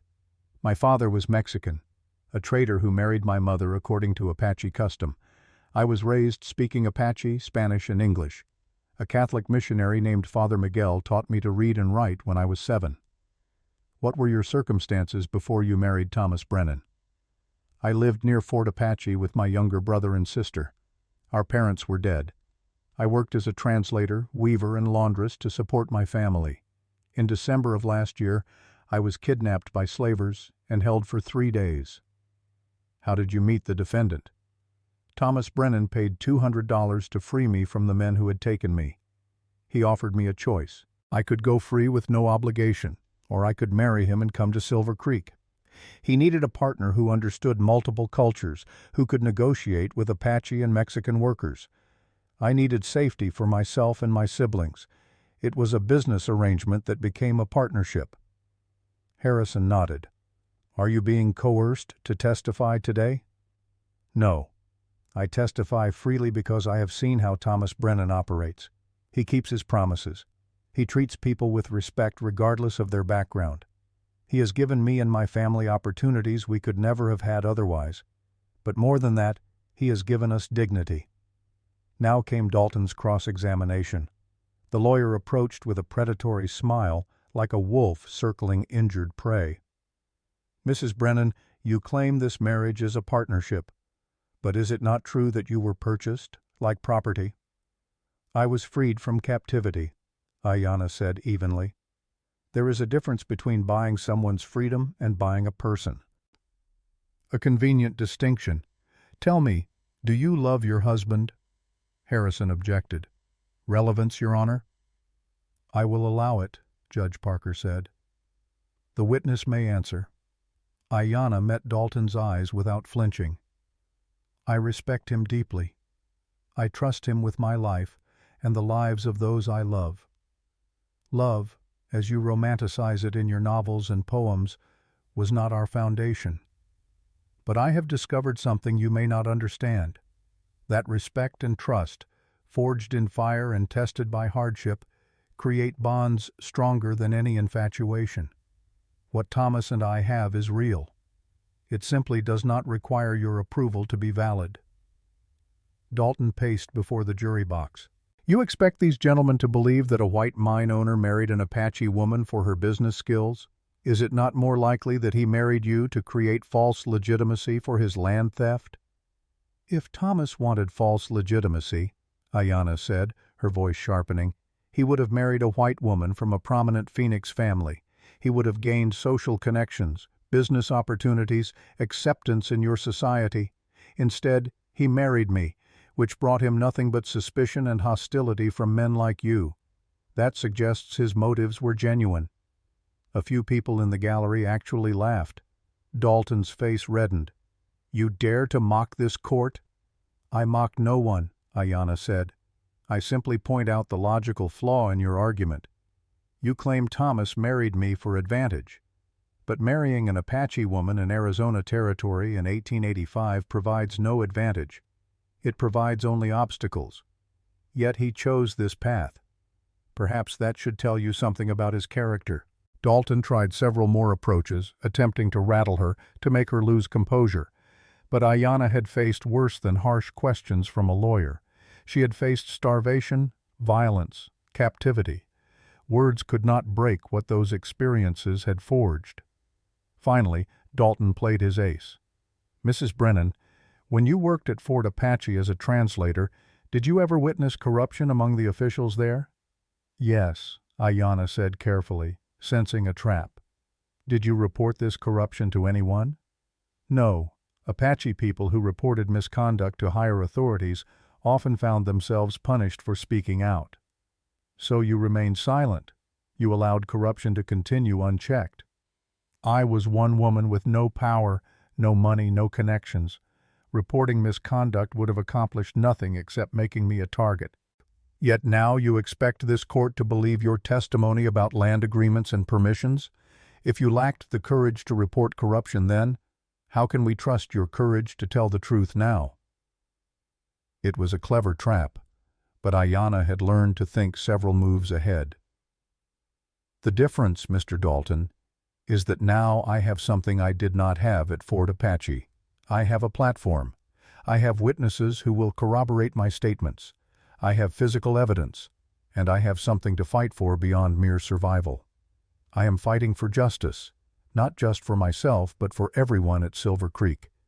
That gives courage a purpose." She paused, then added quietly, "You ask about the corruption I witnessed at Fort Apache. Would you like me to testify about it? About the official who accepted bribes from traders? About supplies meant for Apache families being sold on the black market?" I kept silent then because silence was survival. But if this court wants to hear the truth about federal officials betraying their trust, I am ready to provide names, dates, and details. The courtroom erupted. Dalton looked stricken. He had meant to impugn her credibility, not open a door to accusations that might embarrass his own allies. Judge Parker banged his gavel repeatedly, calling for order. When silence finally returned, Parker looked at Ayanna with something approaching respect. "Mrs. Brennan, This court is concerned only with the matter of Silver Creek Mine, but I note your willingness to speak difficult truths. That is all. You may step down." As Ayanna returned to her seat, she caught Nathaniel Crow's expression. For the first time, the mine baron looked uncertain. His confident smile had vanished, replaced by a thin-lipped grimace. Harrison called 2 more witnesses that afternoon, workers from Silver Creek who testified about fair treatment and good conditions. But the day belonged to Ayanna. Her testimony had shifted something fundamental. The jury had expected a timid Indian woman, easily manipulated or dismissed. Instead, they had seen an intelligent, articulate person who met hostility with logic and dignity. That evening, as the sun set over Phoenix and the temperature dropped toward freezing, the Silver Creek delegation gathered in their hotel. The mood was cautiously optimistic. They had presented their case as well as could be hoped. Now they could only wait for Harrison to conclude the defense and for the jury to deliberate. Thomas found Ayanna on the hotel balcony, wrapped in a shawl against the cold. "You were magnificent today," he said softly. "I was truthful," Ayanna corrected. "That is all." In a courtroom full of lies and half-truths, simple truth is magnificent. Thomas stood beside her, not touching, just present. "Whatever happens tomorrow, I want you to know something. I married you for practical reasons, but I am grateful for you for reasons that have nothing to do with practicality." Ayanna turned to look at him. In the fading light, his rugged face seemed less harsh, the lines around his eyes suggesting not just hardship, but also the capacity for kindness. "And I am grateful for you," she said. "Not because you freed me from that cabin, though I am, but because you gave me something I had never had before.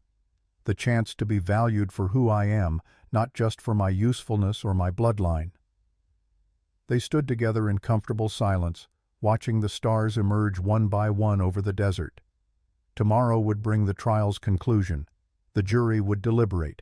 Judge Parker would render his decision, and the course of their lives would be set, for good or ill. But tonight, in this moment, they were simply 2 people who had found unexpected common ground in a harsh world. 2 survivors who had chosen to stand together rather than fall apart. 2 partners who had proven that sometimes the strongest bonds are forged not in romance, but in respect, not in passion, but in shared purpose. The 5th chapter was ending. The final chapter loomed ahead, heavy with consequence. And somewhere in Phoenix, Nathaniel Crow sat in his mansion, staring at legal documents and realizing that the Indian woman he had dismissed as irrelevant might be the very thing that destroyed his carefully constructed case. Morning would come, the battle would resume, and before another sunset they would know whether justice could prevail in a territory where money usually spoke the final word. But whatever verdict came, Ayanna knew she had already won something more valuable than any mine. She had won back her voice, her dignity, her sense of self, and no court decision could ever take that away. February 4th, 1885.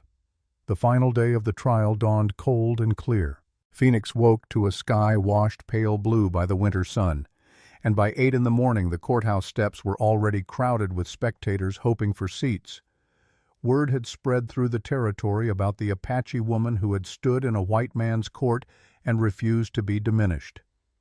People came from as far as Tucson and Prescott to witness the conclusion. Inside the courtroom, the tension was thick enough to taste. Edwin Harrison would present his closing arguments. Then Calvin Dalton would have his final say. After that, the jury would deliberate, and Judge Ezra Parker would render his decision. Everything Thomas had built, everything Ayanna had fought for, would be decided before sunset. Harrison stood before the jury, his modest suit pressed clean, his thin hair combed carefully. He was not an imposing man, but his voice carried quiet conviction. "Gentlemen, you have heard 2 very different stories about Silver Creek. Mr. Dalton would have you believe this is a case of theft and deception. I tell you it is a case of honor maintained across generations." He gestured to where Mato Watakpe sat, dignified in his traditional dress. You heard an Apache elder testify about an agreement made with integrity and kept with faithfulness. You saw physical evidence of that agreement, recorded not in paper and ink, but in hide and paint, according to the customs of a people older than any law written in this territory. Harrison picked up the copied map showing the pencil notation about Crow's attempted bribery.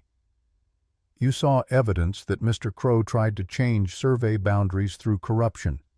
When that failed, he turned to the courts, hoping to use the law as a weapon rather than a shield. But law without justice is merely tyranny with paperwork. He looked each juror in the eye. Thomas Brennan is not perfect, but he is honest. He treats his workers fairly regardless of their heritage. He keeps the promises his father made. And he married a woman not for social advantage, but because he recognized in her the strength and intelligence that would make her a true partner. Harrison paused. If we punish honesty and reward corruption, what kind of territory are we building? When Harrison sat down, the courtroom was silent. Then Calvin Dalton rose, and his presence filled the room like smoke from a fire. "Gentlemen," he began, his voice rich and confident, "Mr. Harrison has told you a pretty story about honor and partnership, but this case is not about stories. It is about law, and the law is clear." Dalton paced before the jury box, his expensive shoes clicking on the wooden floor. The Apache reservation boundaries were redrawn in 1883 by federal authority. Those boundaries supersede any alleged agreements made decades earlier. Silver Creek Mine now sits on reservation land. Therefore, Mr. Brennan is mining illegally. The law allows no other interpretation. He turned to face the jury directly. As for the defendant's marriage, I do not question that Mrs. Brennan is intelligent and articulate, but intelligence does not grant legitimacy to an operation built on stolen land. Marriage does not excuse theft. My client, Mr. Crow, is not seeking to destroy Mr. Brennan. He is simply asking that the law be enforced, that illegal mining be stopped, and that proper compensation be paid for years of unauthorized extraction. Dalton's closing argument lasted nearly an hour. He cited regulations, precedents, federal Indian policy. He built a wall of legal language designed to make the jury believe that regardless of personal sympathy, the law demanded a verdict for Crow. When he finally sat down, several jurors were nodding thoughtfully. Judge Parker called a recess. The jury would deliberate for as long as necessary. Court would reconvene when they reached a verdict. Thomas, Ayanna, and their supporters filed out into the cold morning air to wait. Hours passed like days. The Silver Creek workers sat on the courthouse steps, smoking and talking quietly. Mato Watakpe found a sunny spot against the building's wall and sat with his eyes closed, seemingly at peace despite the stakes. Sean paced restlessly. Carlos carved small figures from wood with a knife, his hands needing something to do while his mind worried. Ayanna and Thomas walked away from the crowd, down a side street to a small plaza with a dry fountain and bare trees. They sat on a cold stone bench, close but not touching. "What will you do if we lose?" Ayanna asked quietly. Thomas was silent for a long moment. "Appeal, I suppose. Though that takes money and time, and Crow has more of both. Eventually, I would have to sell. Try to get enough to pay the workers what they are owed, maybe buy a smaller claim somewhere else." He looked at her. "What will you do?" "I have options now I did not have before," Ayanna said. "You made sure of that.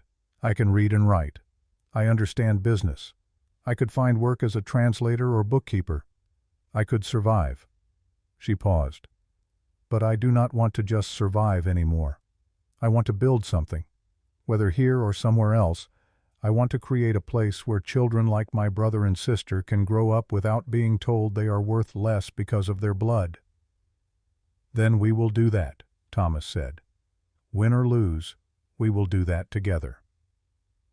At 3 in the afternoon, a court officer emerged and rang a bell. The jury had reached a verdict. The crowd surged back into the courtroom, filling every seat and packing the standing room until people pressed against the back wall. Judge Parker took the bench. The jury filed in, 12 men with grave faces. Thomas tried to read their expressions but found nothing. They had been instructed not to reveal their decision until the foreman spoke. "Has the jury reached a verdict?" Parker asked. The foreman, a hotel owner named Samuel Wright, stood. "We have, Your Honor. In the case of Nathaniel Crow versus Thomas Brennan, how do you find?" Wright cleared his throat. "Your Honor, this jury finds that the evidence presented by the defense establishes clear legal claim to Silver Creek Mine. The agreement between John Brennan and the Apache chiefs, while unusual in form, meets the standard of a binding contract. The survey evidence shows the mine was never within reservation boundaries until those boundaries were improperly altered." He looked at Crow with barely concealed disgust. "We find in favor of the defendant, Thomas Brennan." The courtroom erupted. Cheers from the Silver Creek workers mixed with gasps of shock from Crow's supporters. Nathaniel Crow's face went white, then purple with rage. He half rose from his chair, one hand slamming on the table. Judge Parker's gavel banged repeatedly. "Order! I will have order!" When silence finally returned, Parker spoke directly to Crow. "Mr. Crow, I have reviewed the evidence of your attempt to bribe a federal surveyor. That constitutes a serious crime. I am ordering an investigation. You are not to leave Phoenix until that investigation concludes. Bailiff, see to it." Crow's lawyer leaned close, whispering urgently. But Crow shook him off and stood. "This is a farce," he snarled. "You let an Indian woman sway your judgment. You let primitive savages testify about things that happened before most of them could read or write. This verdict is a joke." Parker's voice went cold as winter wind. "Mr. Crow, you will mind your tongue in my courtroom. The verdict stands. Furthermore, I am awarding Mr. Brennan legal fees and ordering you to pay restitution for the attempted bribery. This court is adjourned." But Nathaniel Crow was not finished. As Thomas and Ayanna stood to leave, Crow pushed past his lawyer and pointed a shaking finger at them. "This is not over, Brennan. Not by a long shot. I will destroy you. And that squaw you married, I will make sure everyone knows what she really is. A bought woman playing at being respectable." Thomas took a step toward Crow, his massive hands clenching into fists. But Ayanna placed a hand on his arm, stopping him.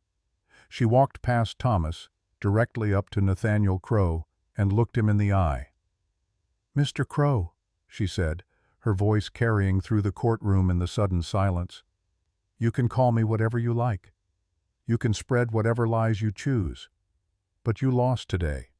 Not because the judge was fooled or the jury was swayed by sentiment.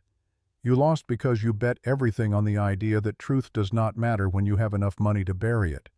But sometimes, just sometimes, truth speaks louder than gold. Remember that." She turned and walked back to Thomas.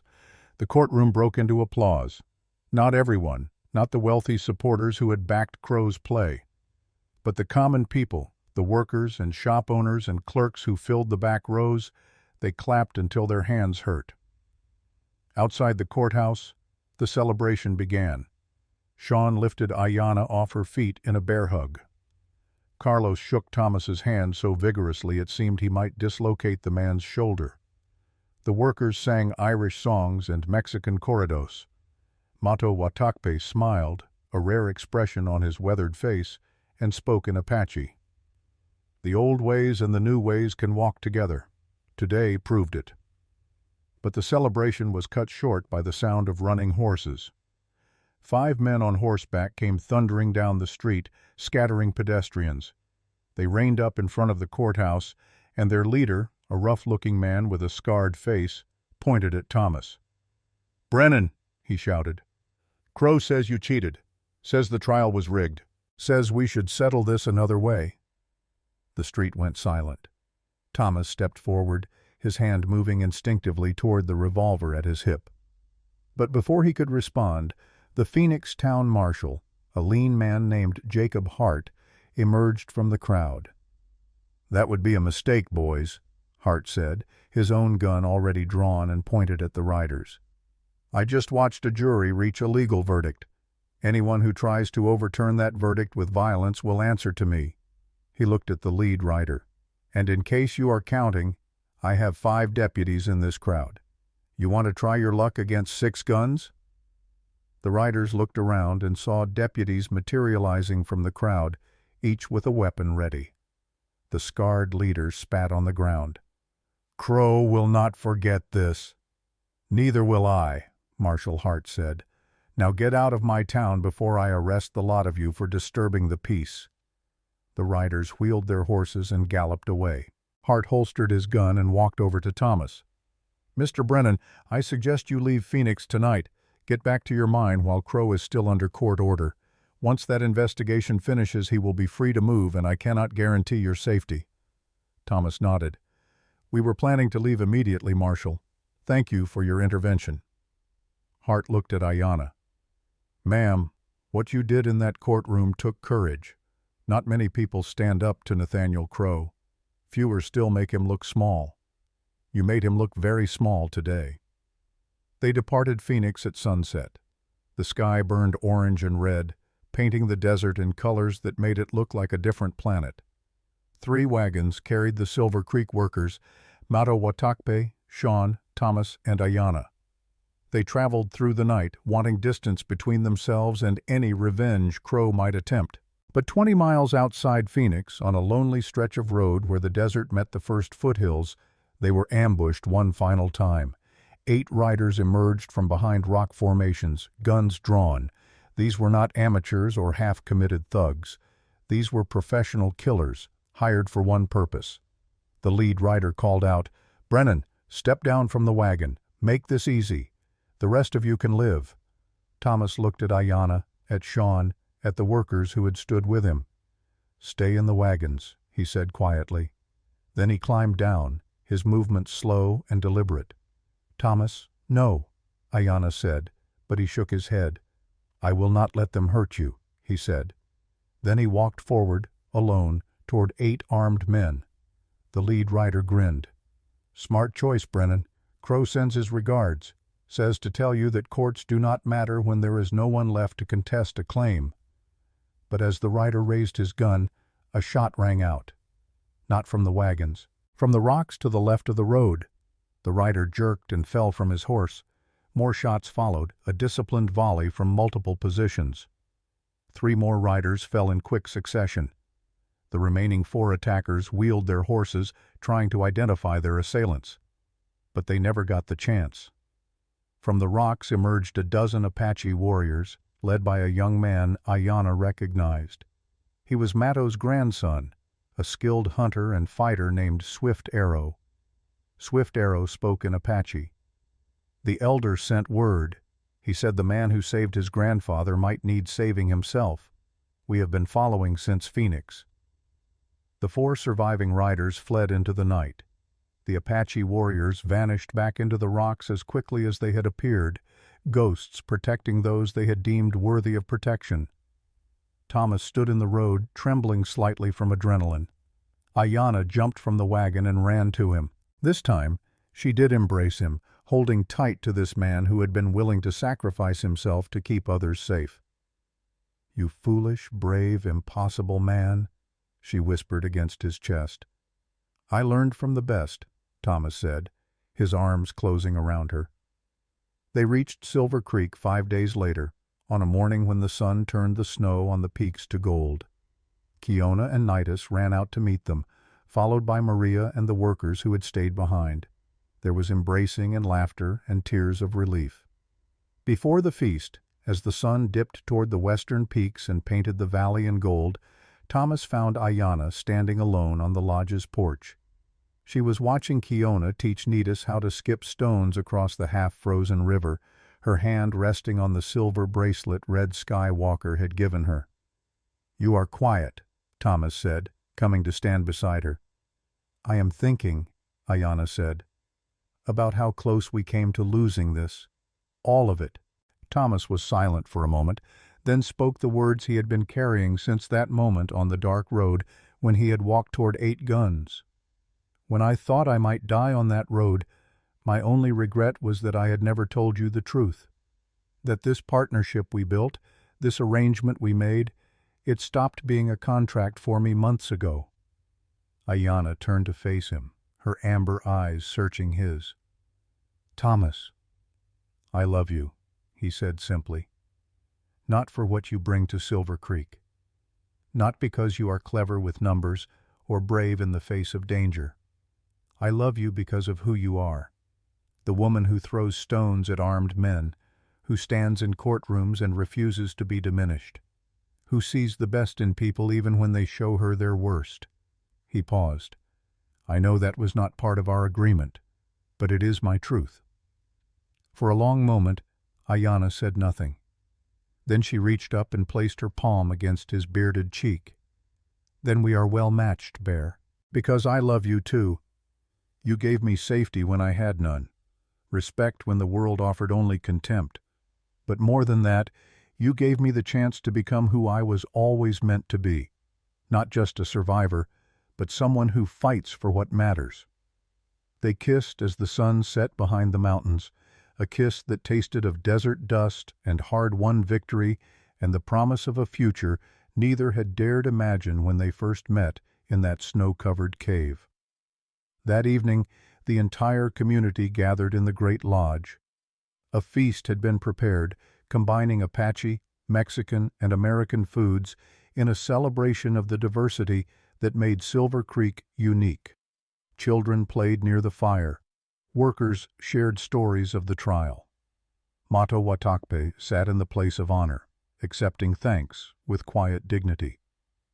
Near the fire, Diego Ruiz sat with a woman Thomas had never seen before and two small children who clung to their father's legs. Diego's family had arrived from Tucson 3 days earlier, traveling in a wagon Thomas had paid for.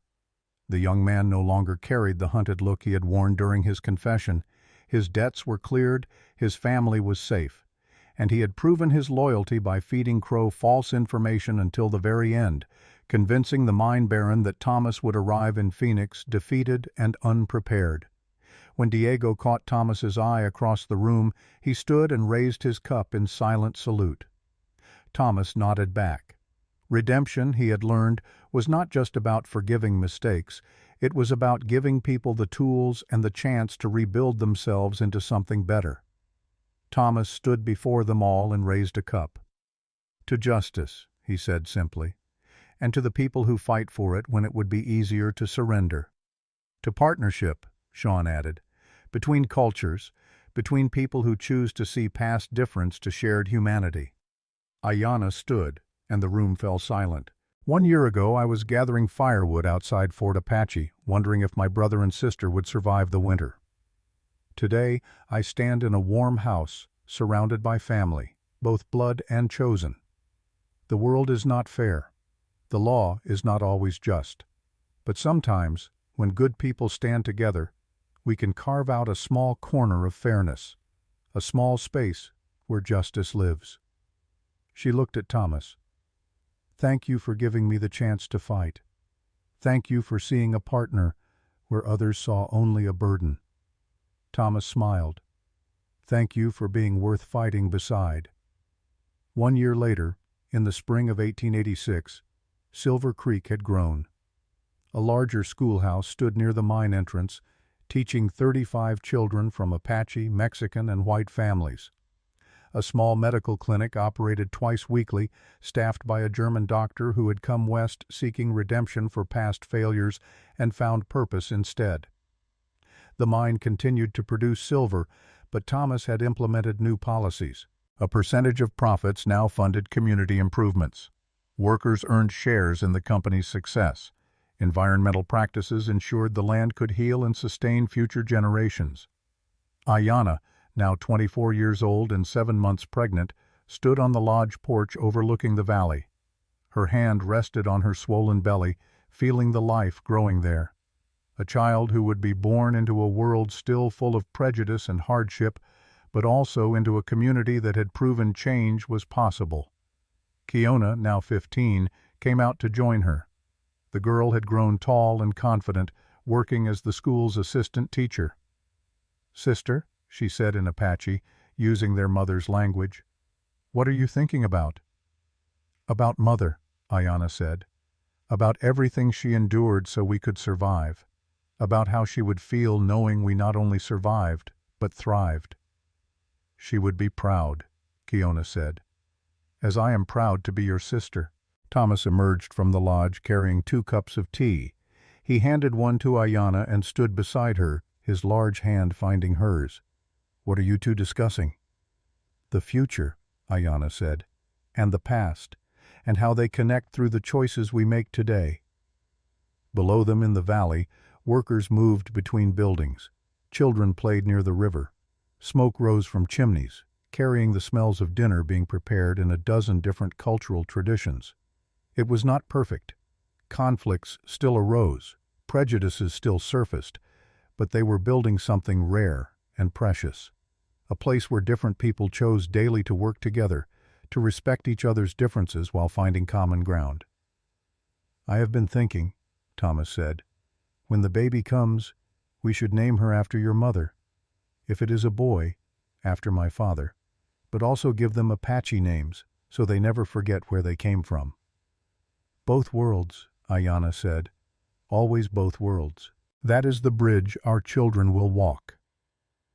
As the sun set behind the white mountains, painting the valley in shades of gold and crimson, Ayanna thought about the journey that had brought her here.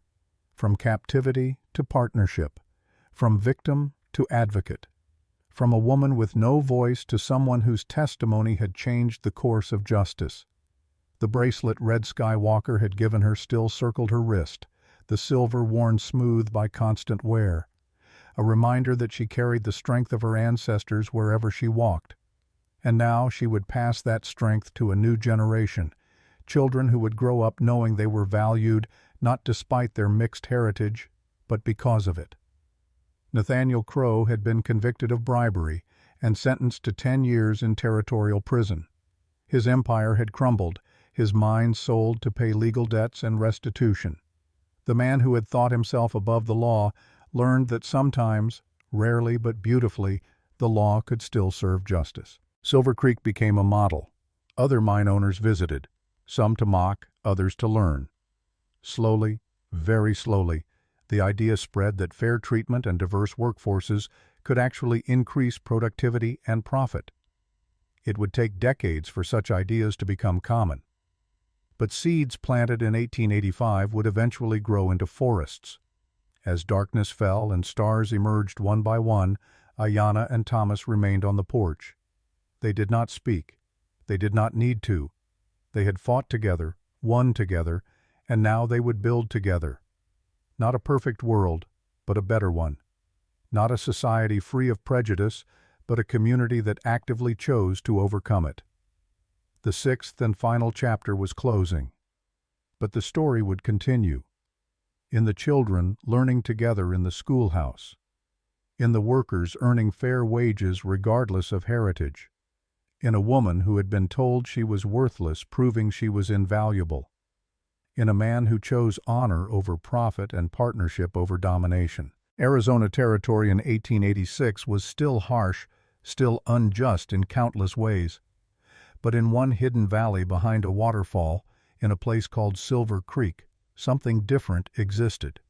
A vision of what could be if enough people chose courage over comfort, if enough individuals decided that the hard work of building bridges between cultures was worth the effort. Ayanna's hand tightened around Thomas's. Inside her, their child stirred and kicked. A new life preparing to enter an imperfect world, but a world with more possibility than the one Ayanna had been born into. And that, she thought, was the only legacy that truly mattered. Not perfection achieved, but progress made. Not all problems solved, but some barriers broken. The story of Ayanna and Thomas Brennan would be told around fires for generations. Sometimes accurate, sometimes embellished, but always carrying the same essential truth. That love could cross boundaries society erected. That justice could prevail against wealth and power. That ordinary people, when they stood together, could accomplish extraordinary things. And in that truth lay hope for all who heard the tale. Hope that their own struggles might find similar resolution. Hope that the bridges between worlds could be walked by anyone brave enough to take the first step. Hope that winter, no matter how long and dark, would eventually give way to spring. The mountains stood eternal, witness to the small dramas of human lives. And in their shadow, Silver Creek continued its work. Mining silver from the earth, yes, but also mining something more precious from the human heart.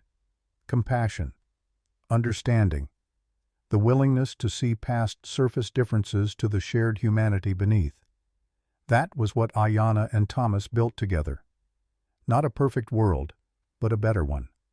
Not a finished masterpiece, but a foundation solid enough for the next generation to build upon. And as the stars wheeled overhead and the desert night embraced the valley, their work took root and grew, spreading like silver veins through stone, connecting what had been separate, illuminating what had been dark, proving that sometimes, against all odds, the better angels of human nature could prevail. The end was also a beginning, as all good endings should be.